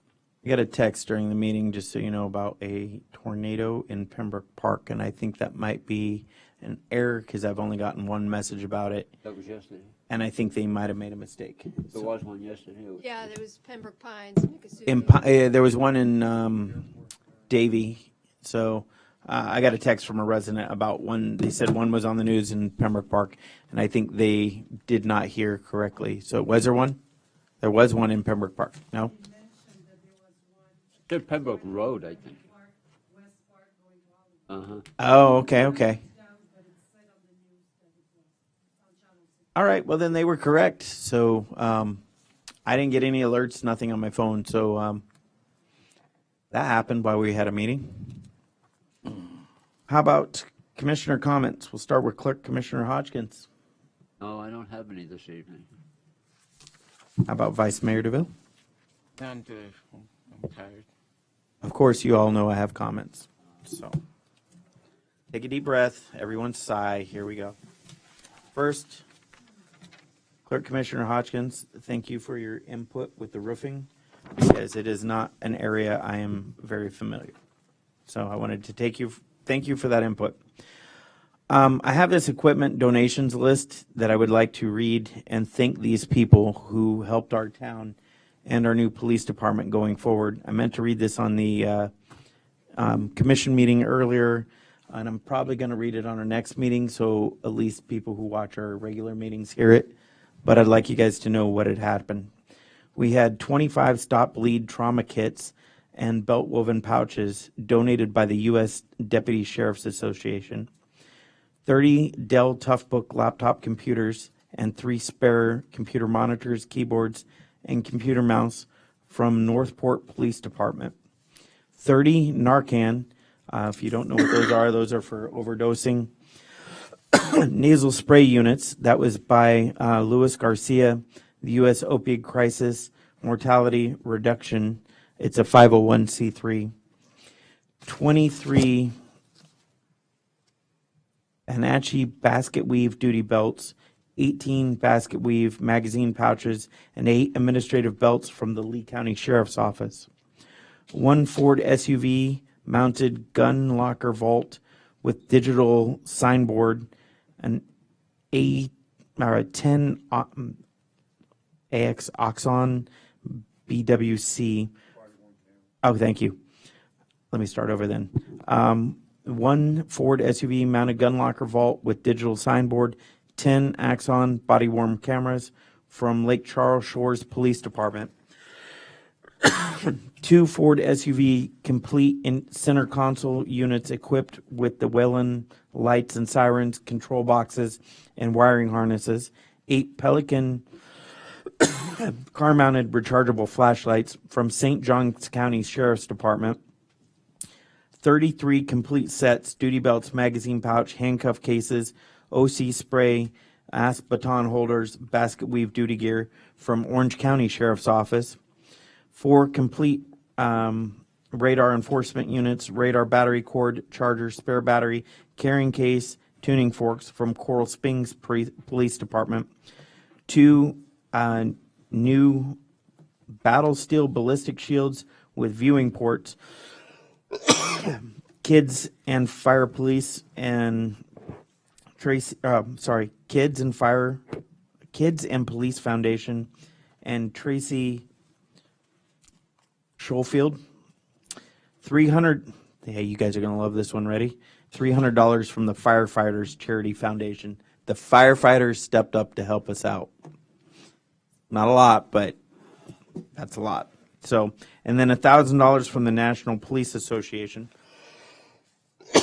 along with approximately $80,000 worth of PPE equipment, K95 latex gloves from HCA hospitals, arranged by Lieutenant Dowdy and his spouse, Angelique Dowdy. Can you please send me their addresses so I can send out personal letters to thank every single one of them?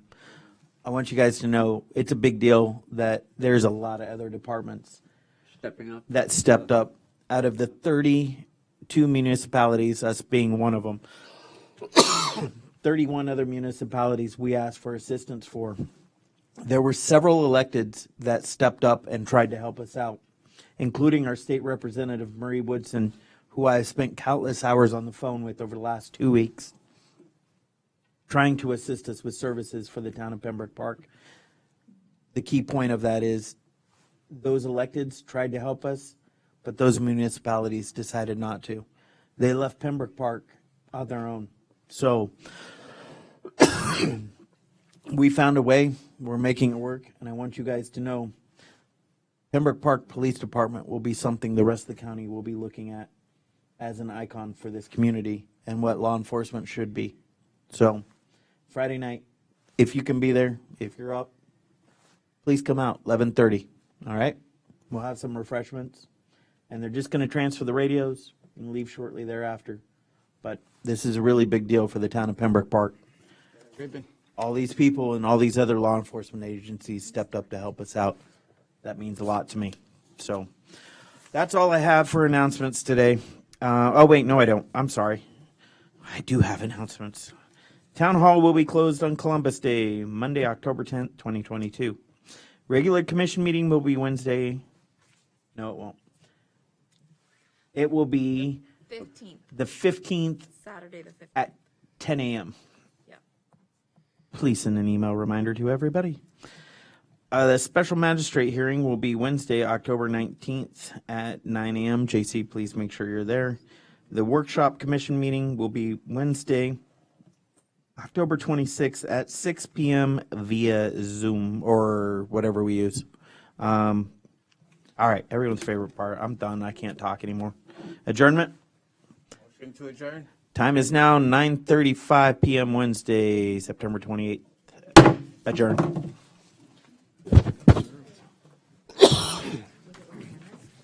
Having a ribbon, so you cut. No, we're